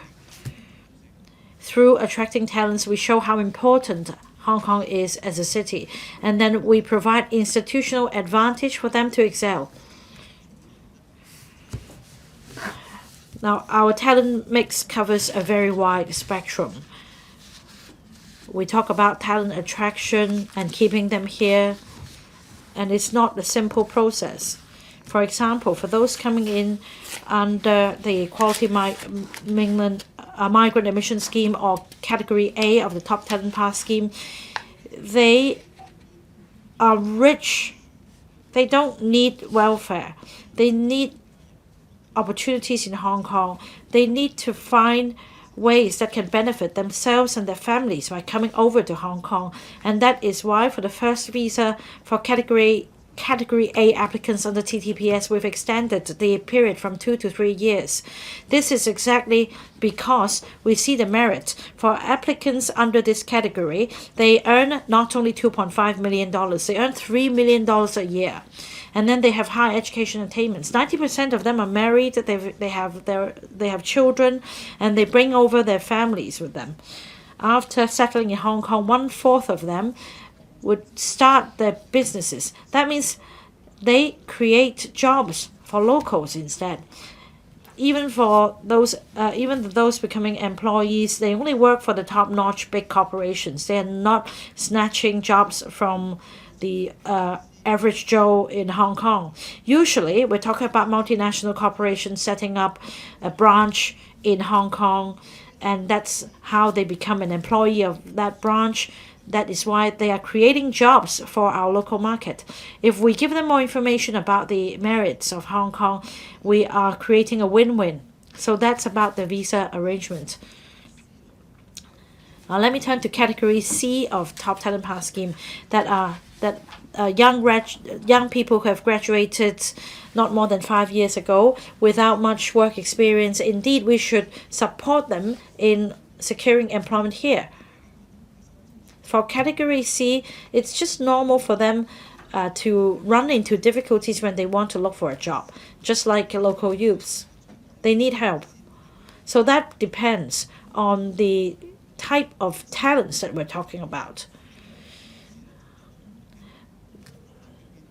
Well, you may have different conclusions depending on the type of talents that you're talking about. So what we need to do, after all, is to tell talents about Hong Kong's opportunities. We need to set clear rules. Talents should not exploit the system. They should not exploit the loopholes. They must either get a job or start their business in order to stay in Hong Kong. On integration into Hong Kong, we'll continue to do our level best, not only involving the Labour and Welfare Bureau or the Hong Kong Talent Engage. All government departments will chip in. That includes NGOs and the business sector as well. We'll create a favorable environment that welcomes talents. In fact, in the eyes of talents, we are doing quite well. For example, we have the best transportation network in Hong Kong. Hong Kong is really advanced. We have a good healthcare system. They really appreciate the various institutions and systems we have. So if we further promote our advantages, I'm sure that more talents will come to Hong Kong for development. Now, in this year's policy address, the government has set down clear KPIs from 2025 to 2027. Every year, at least 50,000 talents will have their visas renewed successfully. The Labour and Welfare Bureau will strive to meet this KPI laid down by the Chief Executive. Once again, I thank members for your views. I'm sure that Hong Kong will be able to attract and retain more talents, and we can all make a joint effort to contribute to Hong Kong. I now call upon Dr. Johnny Ng to move an amendment. President, I move my amendment. I propose the question to you that Dr. Johnny Ng's amendment be passed. With those in favour, please raise their hands. Those against, please raise their hands. I think the question is agreed by a majority of each of the two groups of members present. I declare the amendment passed. Mr. Yim Kong, please move your amendment. President, I move my further amendment. I now put the question to you that Mr. Yim Kong's further amendment be passed. With those in favour, please raise their hands. Those against, please raise their hands. I think the question is agreed by a majority of each of the two groups of members present. I declare the amendment passed. Mr. Jesse Shang, you still have 45 seconds to reply, and then the debate will come to a close. I thank the 40 members for their valuable views, and I thank the three bureaus for their reply. Now the focuses are clear. That is education, integration into society, and also cracking down on unscrupulous intermediaries and also false education credentials. It is a dual-way process. I mean, the integration is a dual-way process. As the card in front of me said, once you have come, you are a Hong Konger. Now let's work together and build Hong Kong into an international high-caliber talent hub. Please support my motion. I so submit. Thank you. I now put the question to you that Mr. Shang Hailong's motion, as amended by Dr. Johnny Ng and Mr. Yim Kong, be passed. With those in favour, please raise their hands. Those against, please raise their hands. I think the question is agreed by a majority of each of the two groups of members present. I declare the motion, as amended, passed. I now adjourn the Council until 11 a.m. on the 30th of October 2024, Wednesday.